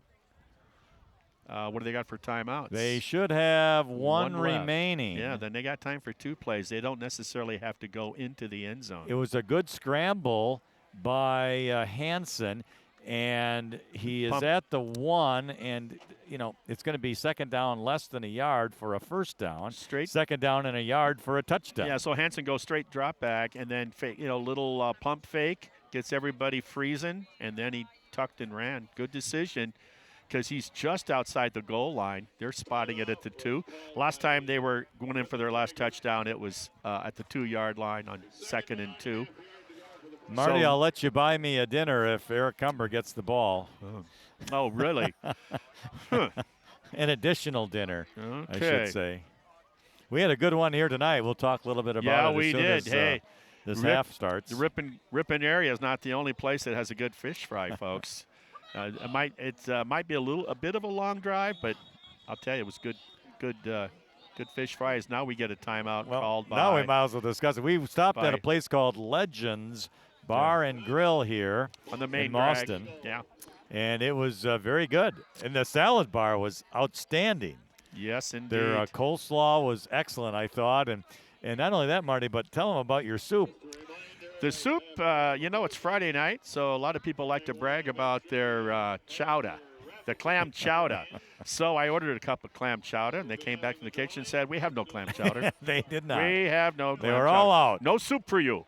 So they said, we do have a cheesy broccoli, folks. And let me tell you, I knocked it out of the park. That did, yeah. So, good dinner. And I can't tell you how tickled Lynn was to learn that they also had pickled beets at the salad bar. They did, yes. So congratulations with that. The pickled beets were outstanding. But, we recommend the fish fry. If I'm here 2 years from now on an away game with Mauston, I think we'll make a move on the perch or the bluegill. But that'll be 2 seasons from now. Couple years from now, yeah, God willing. Meantime, we're back at the game with 9 seconds remaining. They put an additional second on the clock. Oh, they did put another second on there, and it is 1 yard line. They're saying now, not to 2. Here we go. So it's second down.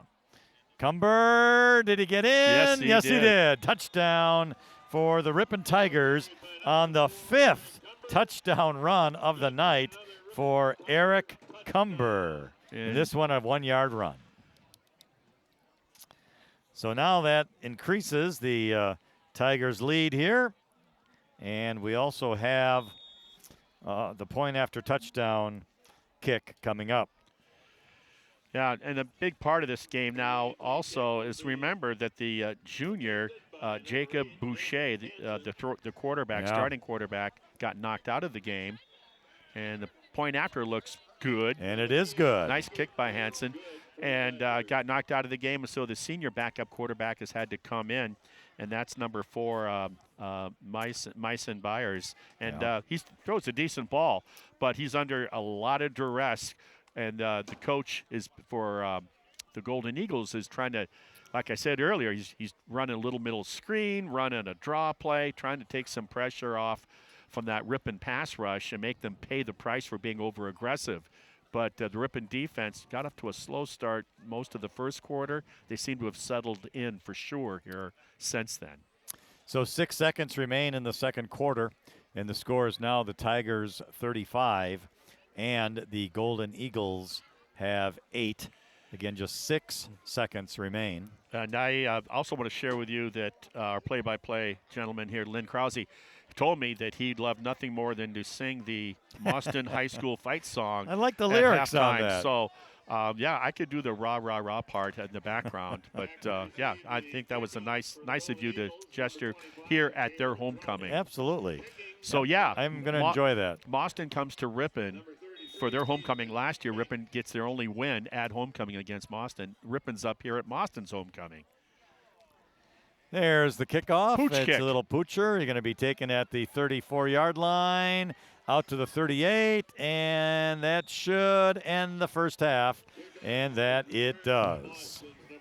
So it is halftime, and our score, the Ripon Tigers 35, and the Mauston Golden Eagles have 8. Before we break for the halftime, you know, I want to get a little love, Marty, to the Ripon High School soccer team, as they are having a terrific season, and they should be mentioned here. They are currently 8-0 on the season. There you go. And in Division 4, they are ranked number 2 in the state, behind Racine St. Catherine's. Very good. Ripon's number 2, Oostburg is 3, the Prairie School 4, and then the co-op school of Sheboygan Christian/Lutheran is the 5th school. That's a mouthful. It is. But, yeah, a little love to Ripon Tigers soccer team being undefeated. And on top of that, tomorrow, Saturday, at noon at Ingalls Field, we all know it's going to be a beautiful day. Hope that fans can come out and support this Ripon soccer program, as the Tigers will be hosting Baraboo again tomorrow at noon at Ingalls Field. So what you're saying is the circus will be on the road tomorrow, coming to Ripon. The Barnum and Bailey Circus on the road tomorrow at in Rip City. Very cool. And so it is at noon at Ingalls Field. And yes, Ripon, the soccer program, having an outstanding year at 8-0, ranked number 2 in the state in Division 4. And I thought I'd mention that maybe they can get a good crowd tomorrow. Yeah. Now, about ready to take the field here is the homecoming marching band of the Golden Eagles of Mauston High School with their cheese heads. And I absolutely dig this. I do too. It's pretty awesome. Every member of the band has the cheddar on their head. Yeah. Has the cheddar. Love it. Yeah. Okay, well, again, it is halftime. Just a quick review for you regarding all the scoring. And it all started inauspiciously as Mauston caught Ripon in the end zone for a safety on Ripon's 3rd offensive play of the game. So they took the lead at 2-0, I think, with 11:33 remaining in the quarter. But then Ripon settled down a little bit. They had a 6-yard run from Eric Cumber on their next drive at the 10:01 mark. Then Cumber again, a 26-yard run at the 4:37 mark of the first quarter to take that lead to 14-2. But then Mauston struck back on a nice 23-yard pitch and catch from Jacob Boucher to Andrew Dillon, 23 yards, and that was just with 54 seconds, and then that's how the first half ended. The first quarter ended by a score of 14-8. But then since then it's been all Tigers. 9:57 in the second quarter, a 9-yard run by Eric Cumber, 4:16 in the second, a 2-yard run by Eric Cumber, and then with 6 seconds remaining, a 1-yard run by Eric Cumber to make the score now the Tigers 35 and the Mauston Golden Eagles with 8. So that's where we are here at halftime. We're going to take a break here. We'll come back then when the third quarter begins. Meantime, we'll remain on the video air so you can watch this Mauston high school band at their homecoming perform on the field. Again, we're glad to have you along here on the Ripon channel, live and in living color. It's youtube.com/Ripon channel. And we'll be back with the beginning of the third quarter here in a few minutes.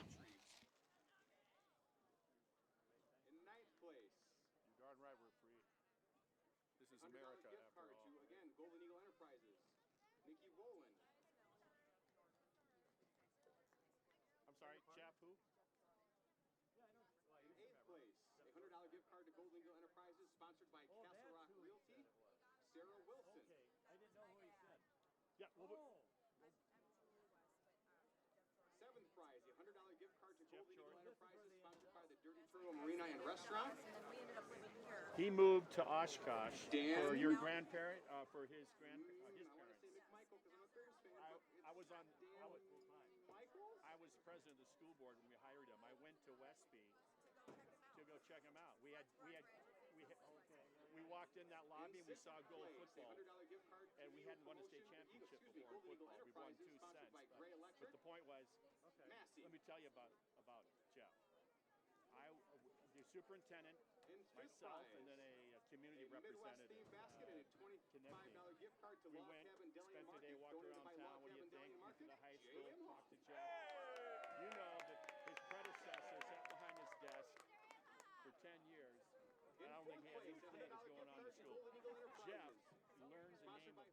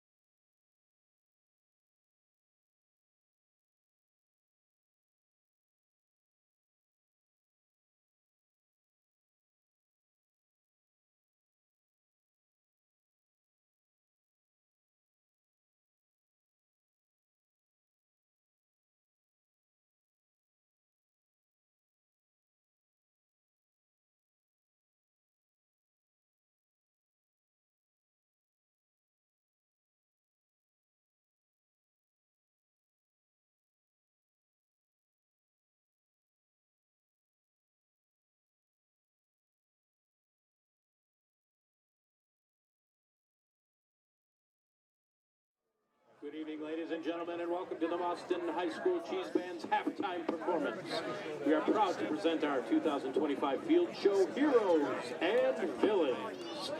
Beginning with the most famous villain theme of all time, here is John Williams' Imperial March. Please welcome the Mauston High School Cheesehead Marching Band under the direction of Ms. Charlotte Lipke and drum majors Josiah Tully, Izzy Forrester, and color guard captains Eden Finucane and Chelsea Thompson. Yes. I know. Pretty soon, yeah. Hey, what do you teach?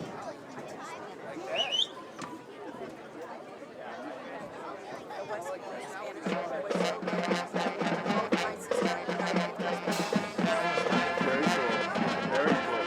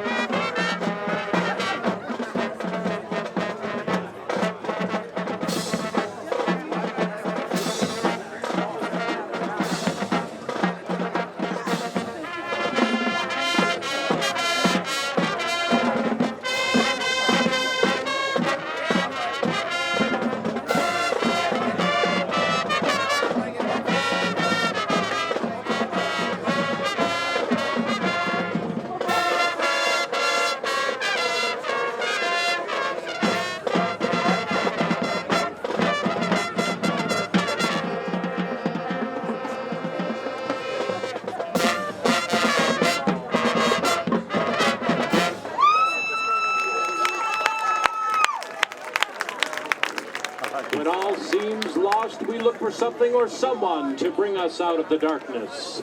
We know that all is not lost as we wait for our hero to reveal themselves. From the movie Footloose, here's Bonnie Tyler's Hoping Out for a Hero. Yeah, that's what I'm texting right now.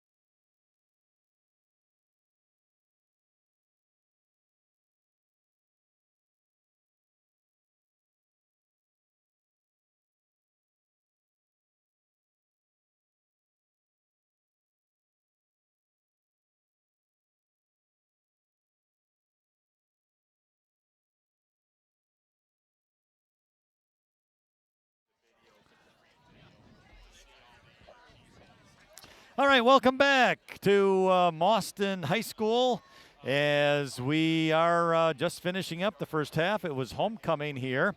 We're glad to have you back again on the Ripon channel, youtube.com/Ripon channel. Our score here at the half, the Ripon Tigers 35 and the Mauston Golden Eagles have 8.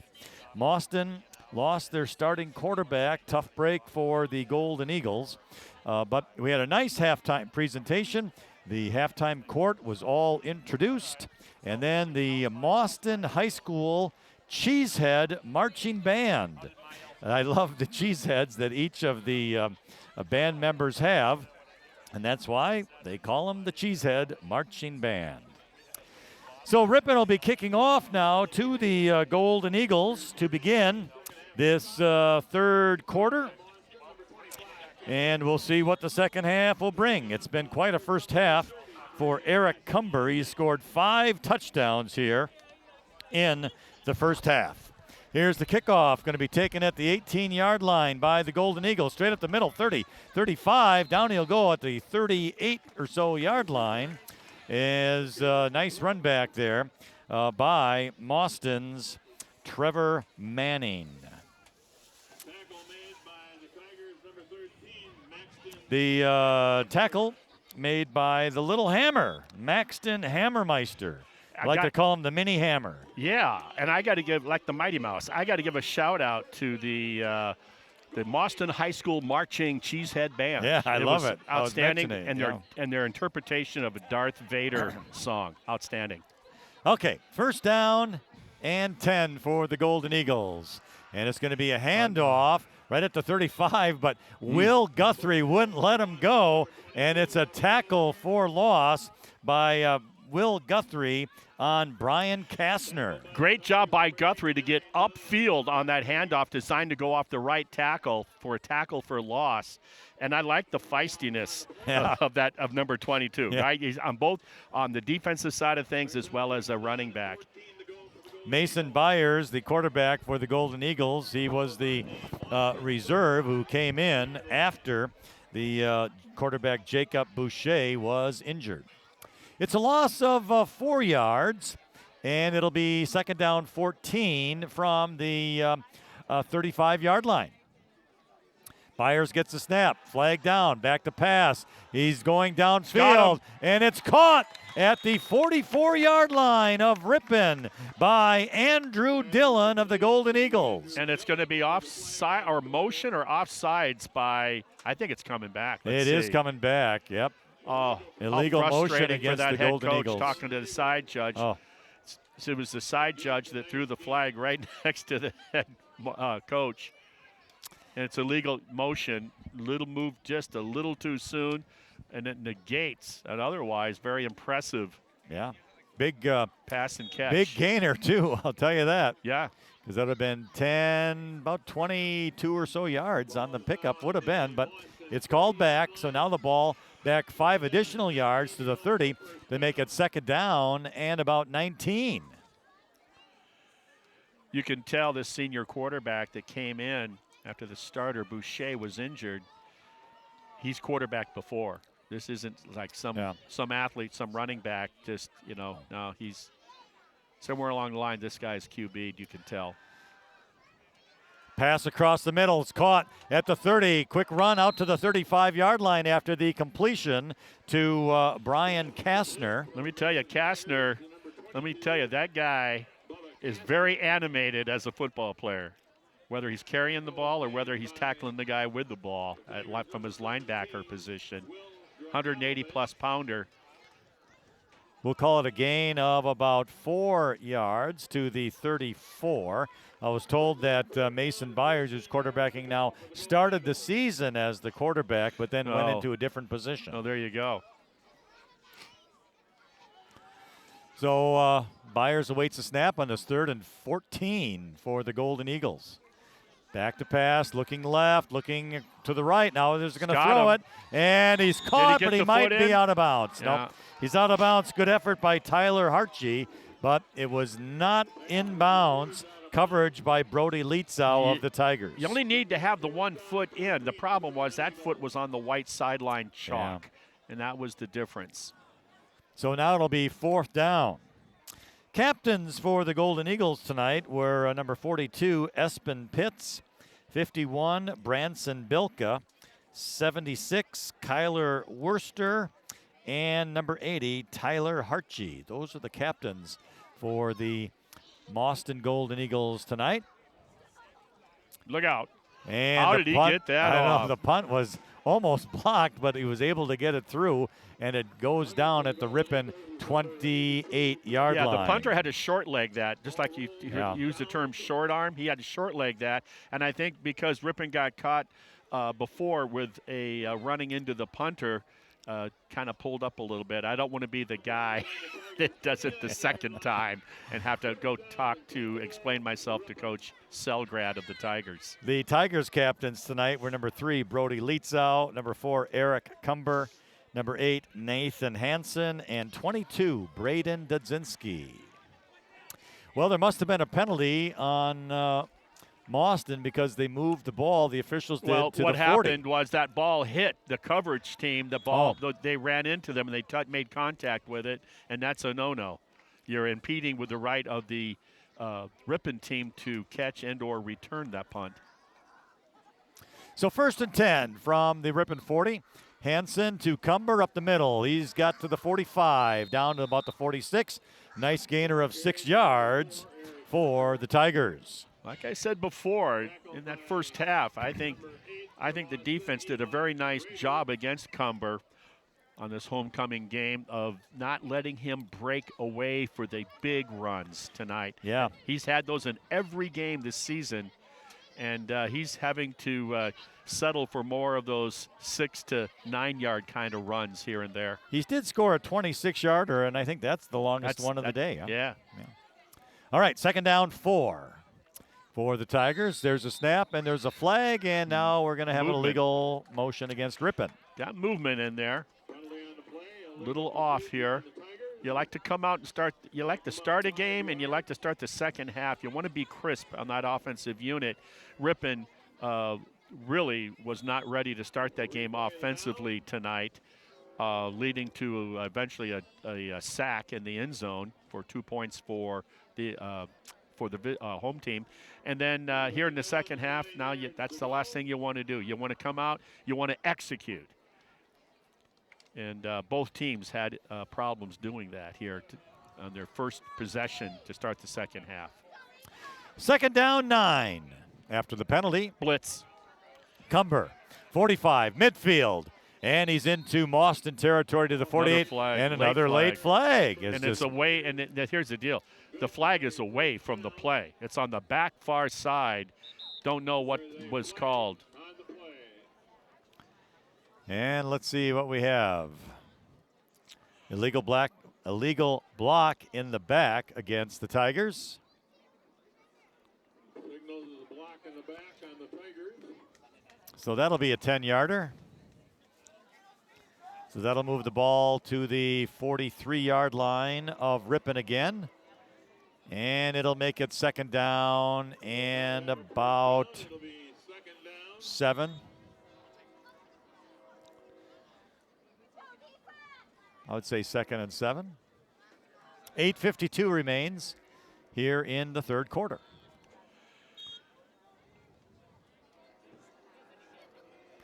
I formation, 2 receivers to the right for the Tigers.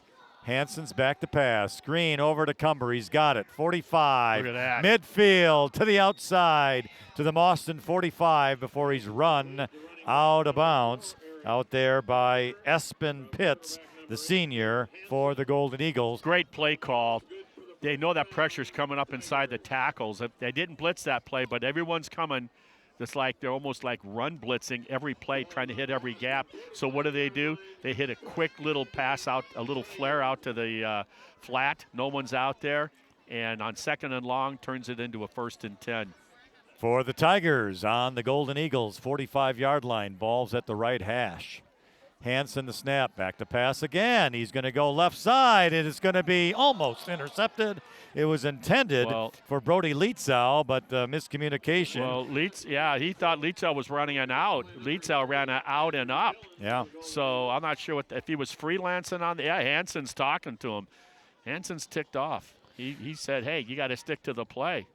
Andrew Dillon almost made the interception for the Golden Eagles. He's had a good night tonight on the offensive end with several catches, and the only touchdown scored by Mauston this evening. All right, second down, 10. Snap, Cumber. 45 to the 40, down to the 39-yard line. A nice run by Eric Cumber. How many times you said that this season? Yeah, right. That's a gain of about 6. Going to be third down and 4 from the 39. Ripon will be home for their own homecoming next week as the paper makers, you said, right? Nakusa? Nakusa, yes. They'll be coming into town. And in fact, next week, along with Nakusa at Ripon for Ripon's homecoming, Berlin will travel to Waupun for that big game to see who's going to be at top of the pyramid in the conference. Mauston travels to Wisconsin Dells. Watoma will be at Adams Friendship. Another run by Eric Cumber. He is close to the 35 and a first down, but he is going to be short. And that'll make it fourth down and 1 coming up for Ripon. Ripon's first possession here of the third quarter. Mauston's ended up on a 3 and out. And the Tigers now with their first, and they're facing a fourth down and 1. So let's see if the Tigers can get it or if the Golden Eagles defense will stop them. Hansen awaits the snap, has it. Cumber right up the middle. He's got the first down and more. He's at the 30. He's still dancing around 25, inside the 20 to about the 18-yard line. You know, you have to appreciate that you're suiting up. If you're suiting up 33 players, and 14 of them are freshmen and nine are sophomores. Yeah. Do the math of how many are basically junior varsity type players playing at the varsity level. In fact, you could argue obviously ninth graders would be playing at the freshman level. And Ripon, of course, I believe typically around 13 ninth graders they suit up. First down and 10 now. From the 15-yard line. Good tackle. And he's going to go down to the 15. So it's about the 18-yard line, I beg your pardon. So a gain of about 3. Yeah, you hold Cumber to 3, and that's a win by the defense. All right. So it'll be second down, 7, ball at the 15-yard line. Ripon has had the ball most of this third quarter here on this drive. Using a lot of clock, leading 35-8. Here's the snap. Cumber again to the outside. He's going to head to the end zone corner, and he's got it. And it is a 15-yard touchdown run this time by Eric Cumber. This drive really was interesting. It seemed like the play calling was a step ahead of the defense throughout the entire drive. By that I mean, like, okay, the defense is going to blitz up both the A and B gaps. What do? They run to the outside. They're going to come hard. What do? They take the pressure off by throwing it out to the flat and negating that pass rush by the Golden Eagles. They seem to be ahead one step on every play, coming away with 6 for Cumber. His 6th touchdown? 6th one. Ripon's going for 2. In the corner of the end zone, and a penalty marker down, intended for Brody Lietzau. And wow, let's see what the penalty is going to be. I thought he was going to go deep corner. Pass interference. Yeah, he was more wide open than Lietzau was. Yeah, that's why. And I'm thinking, he underthrew him. Lietzau was well covered. Too covered in the eyes of the official. So they'll move the ball up half the distance to the goal line. And that, of course, you can be thinking differently now about what the play might be. You'd think it'd be more of a pedestrian kind of call with a straight handoff up the A gap. Let's see. All right, so let's see what happens. Again, now we're at the 1.5-yard line for the point after touchdown play. Here's Cumber. He's not going to get it. No. He was stopped Good. for a loss. Low man wins, and that defensive front did a great job of penetrating into the laps of the offensive line, making a pile and stopping him for basically no gain. So that puts the score, Ripon 41 and Mauston 8 with 6 minutes and 15 seconds remaining here in the third quarter. So the Tigers will be kicking off here. Marty, we got the story about these seats. This is really interesting. I was school board president, and we were looking for a new high school principal. So we narrowed it down to a candidate, went to Westby, Wisconsin. The superintendent of schools, Mike Heckman, myself, and Konechny, as representing the citizenry of Ripon. We went to the high school, went downtown, had lunch, talked to people. We ended up hiring a gentleman by the name of Jeff Jordan, the Westby principal. He came to Ripon. He had parents in Oshkosh, wanted to look after his folks. Bottom line is, before the game starts, this guy comes up, gives us 2 stadium Ripon chairs. He didn't say who his father-in-law was. It was Jeff Jordan, and his daughter came and talked to us at halftime. Yeah. So he's been sitting in the Mauston garage for years. Yeah, and we have he's breaking free. The Golden Eagles on a nice run by Kaylor Trost, but there is a penalty marker down. They say he's one of the speedsters, just a freshman.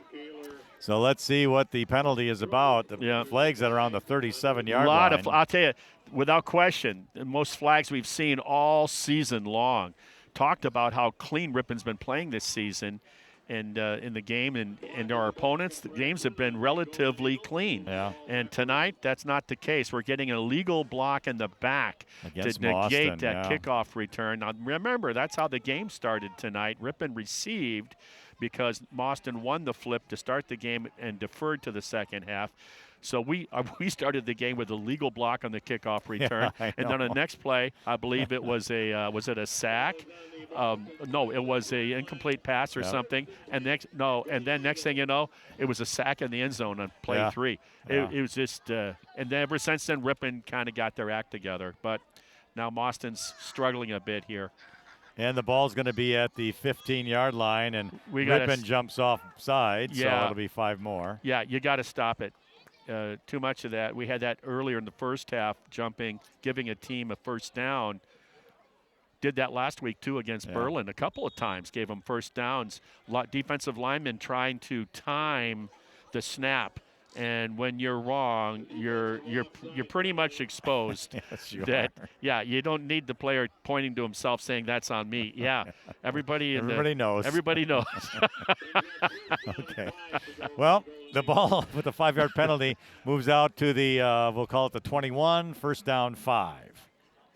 And Byers gets the snap, back to pass, looking downfield, throws incomplete. Almost intercepted out there by the Tigers' Logan Boehm. It was intended for Tyler Hartje. Slightly thrown behind Hartje, and that's where Boehm had a chance to grab it.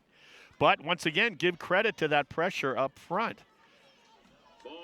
Both teams, in fact, you look at both teams, both quarterbacks have been under duress. I mean, a lot of pressure, a lot of blitzing, a lot of hard defensive ends coming off the edge, really hard.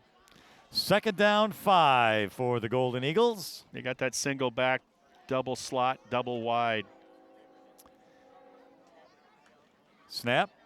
It's going to be a handoff up the middle. Nothing. And not much there. Looks like a tackle for loss for the Mauston running back. Yeah, lost about a yard and a half. Levi Thompson makes the tackle. Good job.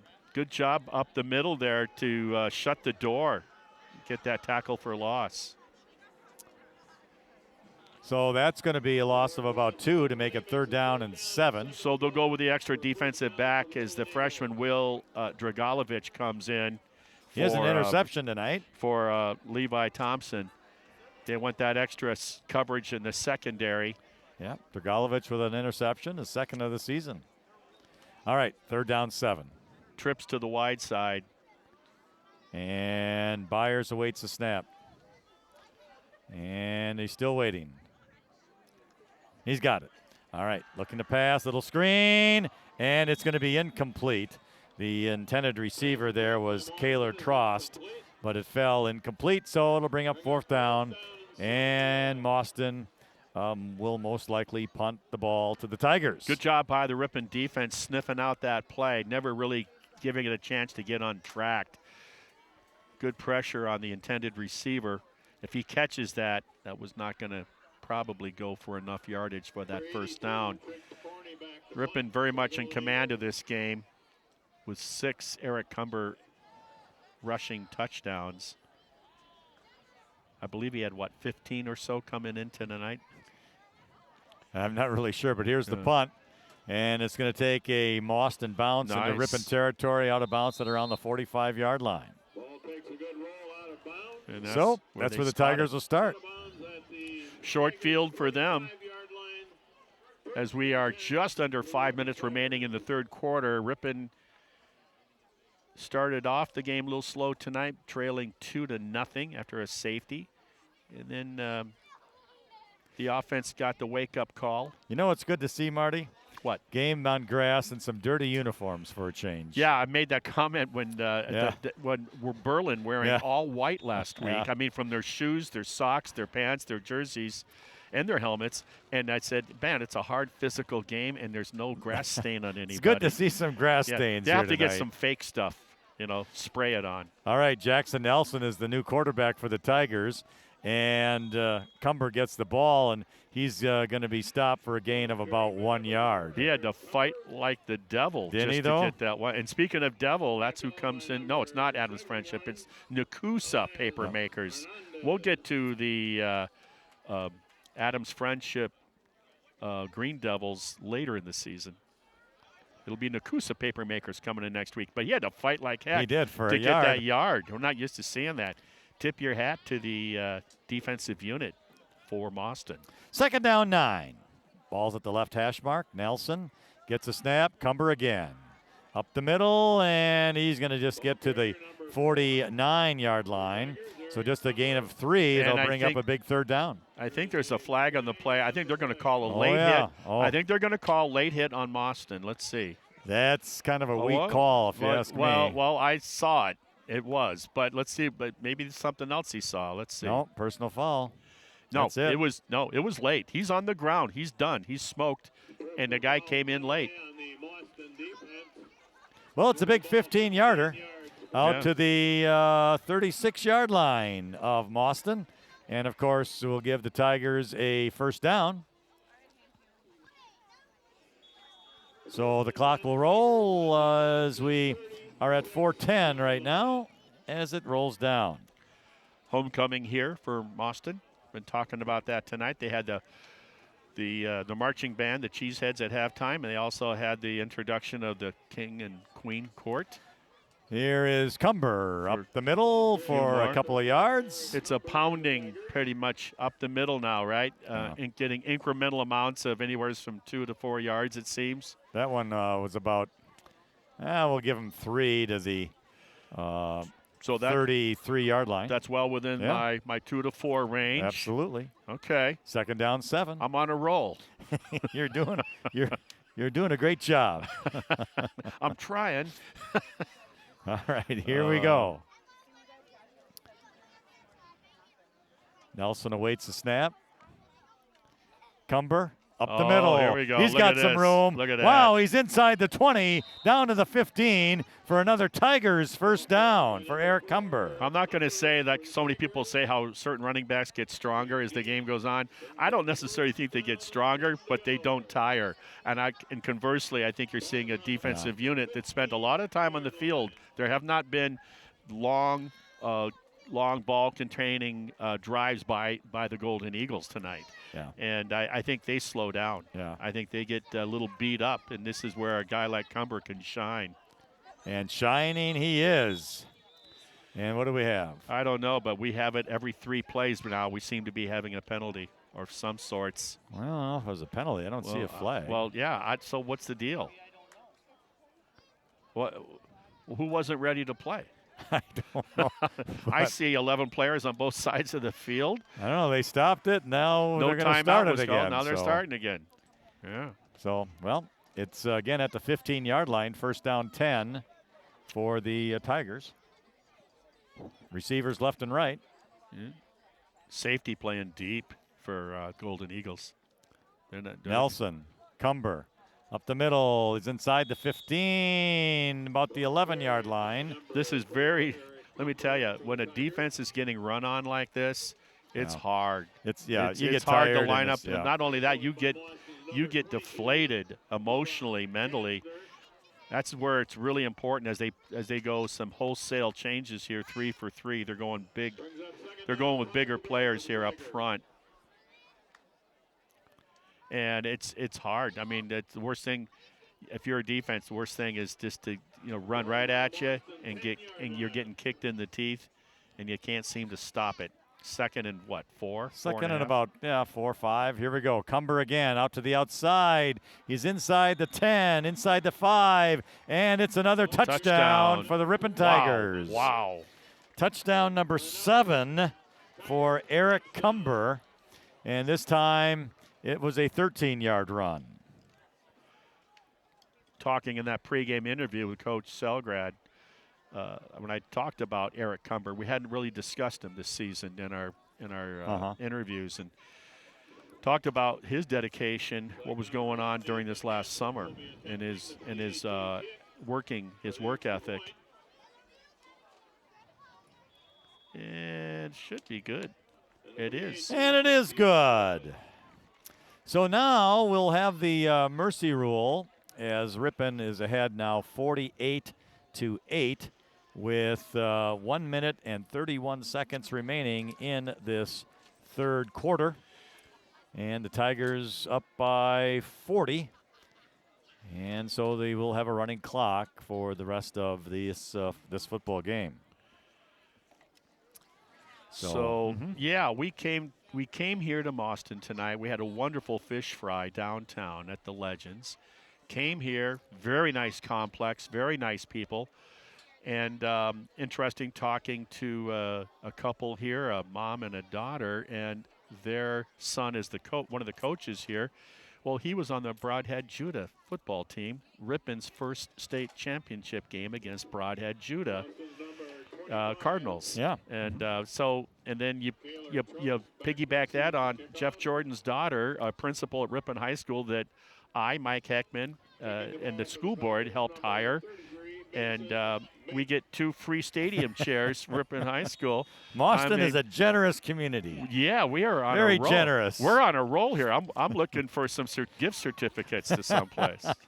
Here's the kickoff at the 30, 35, 40, down to the 43-yard line. A nice little run there by Andrew Dillon. I'll tell you what, he's a freshman. He's 6 foot, 150. Yeah. He's got quite a future ahead of him. Yeah. He's played very well tonight for Yeah. the Golden Eagles. Yeah, it reminds me of somebody I know. It's my son, about 145, 150 pounds, 5'9", quick. And I'll tell you, if you're not that big, you better be quick. Yeah, right? Yeah.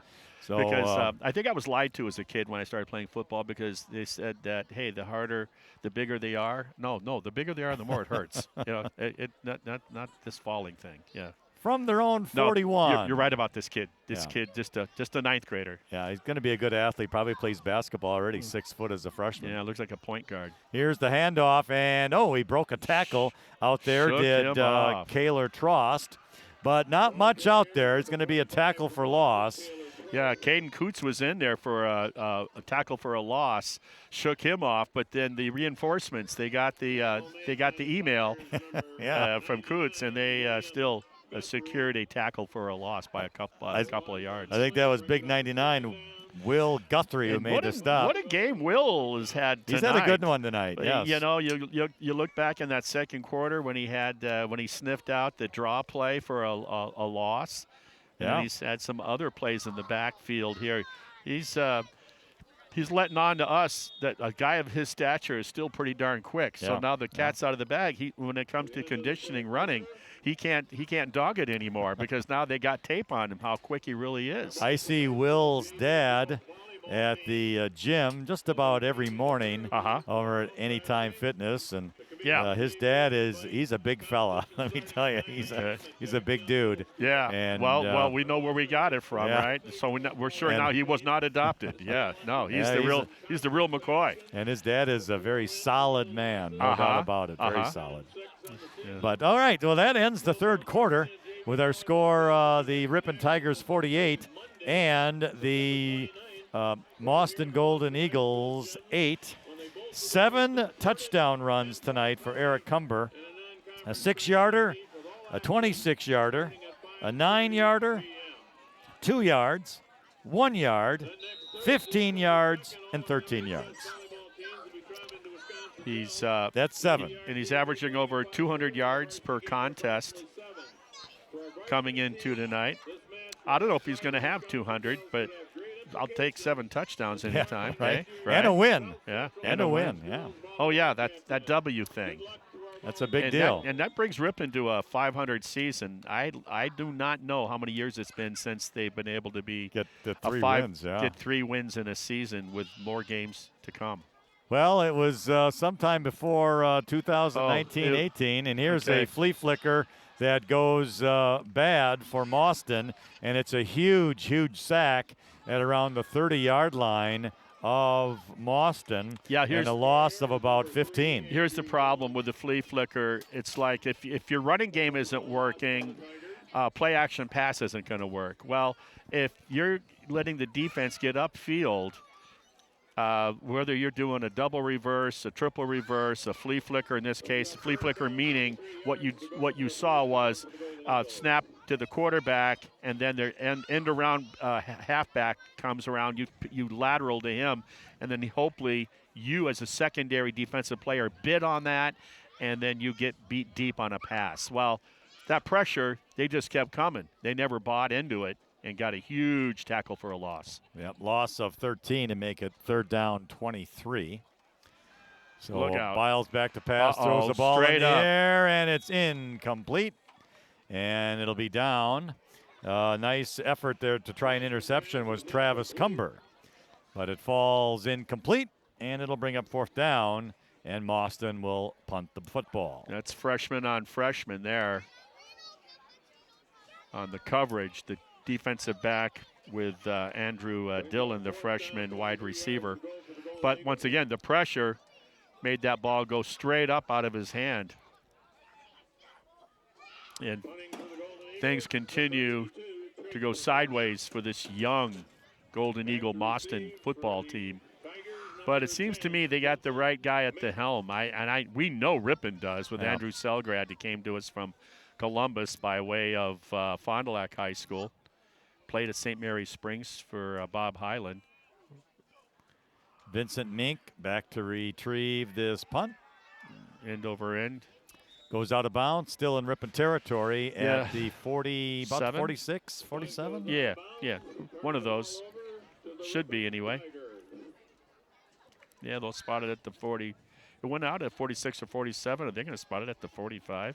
I guess. Yeah, they are. Hey, we're off about, 5 feet, maybe 6. Yeah. Oh, well. Okay, hey, small town. Yeah. So it is going to be the 45 is what they'll call it. 1st down 10 Ripon. We're going to have some substitutions here. It's going to be Jackson Nelson and a quarterback. I don't see a running back behind him. We have Schleyline as the fullback. Receivers right and left. Back to pass. Goes Nelson. Down the left side of the field. Incomplete. Down at the 20-yard line. The pass was intended pretty good out coverage there by that freshman again, number 3. We just talked about him as a wide receiver, where he's also a defensive back, Andrew Dillon. He's a 6-footer. I like his game. Travis Cumber was the intended receiver. And when the whistle blew, did you see how Dillon immediately looked at the ref to go, okay, no flag. Okay, good. It was a good play. No flag indeed. 2nd down 10. So a bit of a long game, even though we got the mercy rule going with the continuous clock ticking down. A long extended homecoming halftime, along with quite a few penalties tonight. Nelson, the What a pass. grab. Hey, caught. Nice. Dylan Martina at the 34-yard line. I was just impressed to see how Nelson got that ball away. Nice arm, nice throw. He had to adjust. It was like a 3/4 short arm, but man, he spiraled it. He had a good spin on that. He and did. Good snag too by Martina at the 35-yard line. Martina's really established himself as definitely a possession receiver this year. By using that term possession receiver, he's not necessarily the speed burner, but certainly if he touches it more times than not, he's going to catch it. Gain of 10 to the 35. First down 10 Tigers. Good hands by Nelson Martina. back to pass. Looking and is wide open. And the ball popped out. How are they going to rule that? Incomplete? At around the 22-yard line. Or are they going to call him down? They're going to call him down or incomplete? Let's see. Yeah, they're going to call him down. Yeah, and then he was down, and then the ball came out. Yeah, when his back hit the turf, it popped out. He established possession before he hit the ground in the eyes of the official. I also wonder if the defender didn't knock the ball out of his hands. Hard to say from here. Yeah. We couldn't really tell. But regardless, it's a big gainer of about 12 yards to the 23 to Dylan Martina on a pass from Nelson. First and 10. Nelson's got that offensive unit moving down the field here with 7:04 and ticking down in the fourth quarter. Back to pass again. Then to the end zone left side. Oh, bounced off. Incomplete. It bounces off the receiver, Noah Michael, there in the deep left corner of the end zone. So that is incomplete to be second down and 10. Just want to make sure that was Noah Michael. I think it was. You know, nowadays when they put lighting in a new football field, you just have 4 standards, just 4 posts. If you go back to the Ripon days, used to have 6, didn't they? Oh my gosh, at least 6. I was going to say 15, but those old yellow lights. Yeah, now you have 4. All right, Nelson on second and 10. Back to pass. Right side this time. Caught. Incomplete. Intended there once this time Mink. for Vincent Mink. Yeah. So falls incomplete. Haven't heard a lot from Vincent tonight. I thought really played well in that losing effort last week at versus Berlin. I think he had one big catch tonight for sure. So third down 10. And oftentimes gets in there for a few handoffs as well in relief of Eric Cumber, yeah. Mm-hmm. Okay, the ball remains at the 24-yard line. We'll call it third down 10. With this win, Ripon will move to 3-3.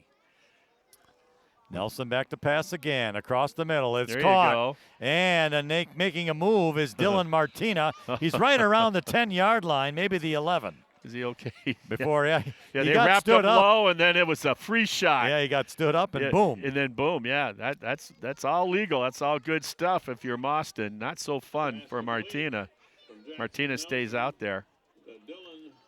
So the ball is at the 10. It'll be goal to go, and a first down for the Ripon Tigers. You're getting a good look at next year's starting quarterback. Yeah. And I don't think he's disappointing in the eyes of head coach Andrew Selgrad.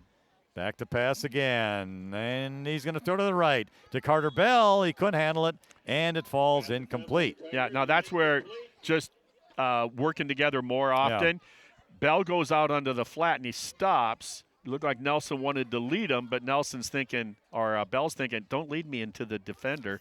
So I'll just stay here. I'll just sit down. You hit me, and then I'll let my legs take me from there. That's just a little, just not working together probably a lot. There was a defender waiting. and I'm going to predict this. I think you're going to see a lot from number 26 next year. Oh, I think so too. As a sophomore. Yeah. He's a wrestler, and he'll be lifting some weights as well in the offseason. So, okay. We have second down 10, now flag. Got some movement somewhere. We do. And let's see who the penalty will be on. Clock continues to go. Ball's right at the 10. It was goal to go.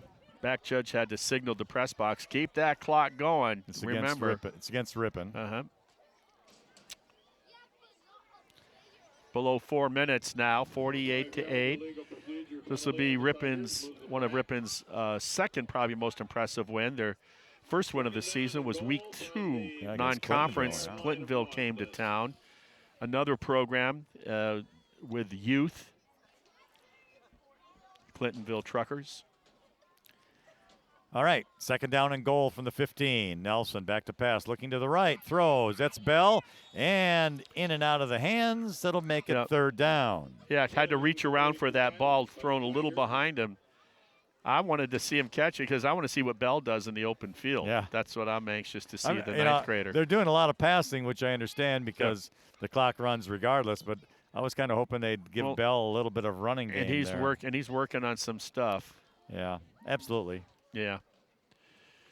So third and goal from the 15. For the Tigers from the Mauston 15-yard line. Boy, I remember homecoming when we came into Mauston tonight. I don't know if there's any toilet paper left at the retail stores in town. Yeah, right. I mean, you didn't know if it was a regular tree or a birch tree. There's a nice pass complete inside the 5-yard line for the Tigers, and that'll make it fourth down coming up. And Dylan Martina once again. Rinse and repeat with those two. He stopped right at the 5.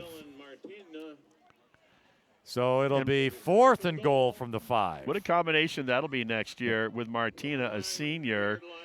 Nelson will be a junior, the quarterback. And those two seem to be on the same page quite a bit, do they not? Hansen also with Martina. I think Martina's got instilled a lot of confidence in both quarterbacks to come to him because he's got good hands. Here's Carter Bell with the run. Up the middle to the outside and a touchdown. Carter Bell, a 5-yard touchdown run for the Tigers. I used to see him at his grandma and grandpa's across the street when he was just a little nothing there. And now he's turned into a young man like overnight. And I think we're going to see a lot of him next year. Bell, I'm talking about. Yeah. And Nelson probably taking the snaps behind center next season. And remember, this offensive line that we've talked about has just one senior on that O-line. You're going to have the other 4 linemen coming back next year. All right. The snap is down, the hold good, the kick is up, and it's also good. So now that will make the score the Ripon Tigers 55 and the Mauston Golden Eagles 8. Good crowd by Ripon, by the way, traveling tonight. Yeah. Good crowd to come this distance. And so 1:54 remaining. They did stop the clock here. Yeah, change of possession. They usually stop it. Yeah. So 55-8 with that Carter Bell running off the right tackle for the apparently the last score of the evening by the Tigers. Barring something really disastrous. Get ready for homecoming. Get ready for homecoming. Ripon Tiger 2025 homecoming next Friday. Paper Makers of Nakusa will come in and take on the Tigers, who will be going for their 4th win after tonight next week. So 3 games to go after tonight. I just want to remind people, too, that the Ripon soccer team plays tomorrow at noon at Ingalls Field. Again, Ripon soccer unbeaten at 8-0 and ranked number 2 in the state in Division 4. And the Tigers will be hosting Baraboo tomorrow at Ingalls Field, 12 noon. Braden Dudzinski, the tackle, on the return. And Mauston will have it here on the last possession of this game. So next week, Nakusa comes to Ripon during Ripon's homecoming. Berlin at Waupun for the big shootout there to see who's going to be on top all alone in conference play next week. Mauston goes to Wisconsin Dells, and Wautoma next week will travel to Adams Friendship. That's what we got going on around the conference. Waupun undefeated, Berlin undefeated in conference. Wautoma 2-2. Ripon goes to 3-2 tonight with this win. Pack to pass, the quarterback falls incomplete as the receiver went downfield, and the quarterback Byers was under heavy pressure. So it falls incomplete, second down and 10. You know what heavy pressure is? It's putting down a thermos of coffee, eating a bran muffin, and being stuck in LA traffic. That's pressure, my friend. Well, I bought a lottery ticket for the tiny house and apparently didn't win. Okay. So disappointed in that. A tiny house. Would you? I don't know what I would have done with it if I won it, but it was a kind of cute little house. I will say that. All right, pass complete. Out to the 40, 45, 50. Running hard out there is Eli Rader into Ripon territory at the 45-yard line. And Mauston will take a timeout to get at least one more play in this game. Nice pitch and catch by Mason Byers to Eli Rader. Rader, he's a load. He had about three white jerseys he was dragging with him. So with time for one more play here, we'll have to see what the Golden Eagles have up their sleeves, trying to get another score. These situations like this, and you're Mauston, you're playing for next week's contest. You're looking for something good to finish, a high note, if you will, to finish on for them, because everybody's got 3 more games after tonight. Ripon has to play 1 game at a time and run the table. Starting tonight, they had to win 4 straight if they have any aspirations about getting into postseason play, and they started out a little questionable to start this game when they got off the bus, but now everything well under control. And then they'll try to keep that, make it a 2-game win streak next week at home at homecoming when the Papermakers come in to take on the Ripon Tigers next Friday night at Ripon homecoming. 7 seconds remaining. And Mauston will have one more try here. Byers in the shotgun. And he's like almost 10 yards behind the line of scrimmage. Byers will pass left side. It's going to be intercepted at the 36-yard line. And heading the other way for a touchdown is going to be the Tigers' Max Hammermeister. Wow, the mini hammer. The Hammermeister. The mini hammer. Way to read that out pattern. Was he laying in the weeds on that one? He was. Oh, he was lying in those cattails. Oh, what a great way for Ripon to It's about a 63-yard touchdown interception return for Maxton Hammermeister. Oh, that's awesome. Oh, that is awesome. And that will end the game with that score, with it now 61 for the Tigers and 8 for the Mauston Golden Eagles. Wow, what a way to end. So with the victory, the Tigers will go to 3-3, 2-2 in the conference, and for Mauston, 0-6 on the season, 0-4 in the conference. As Marty mentioned, next week, homecoming for the Tigers. Ripon will be hosting Nakusa at Ingalls Field. A busy downtown. It'll be Ripon College homecoming as well. Yeah. So that'll be kind of crazy downtown this coming weekend. So that is our broadcast tonight. We thank you for watching and listening here on the Ripon channel. We certainly do appreciate it. We also thank our production team of Patrick, JJ, and Nyla. They do a great job for us here as well. Oh, Jonathan. Yeah. And so we want to thank them for their hard work here tonight. So our final score has the Ripon Tigers 61 and the Mauston Golden Eagles 8. For Marty Ernzer, I'm Lynn Krause. Again, thank you for watching and listening at youtube.com/Ripon channel. It is appreciated. Everyone, have a great weekend. And thank you for listening to Ripon Tigers football. Supporting your high school football teams in our homecoming activities. Please drive home safely. Hope to see you at the next school event. Have a safe rest of your evening. Good night.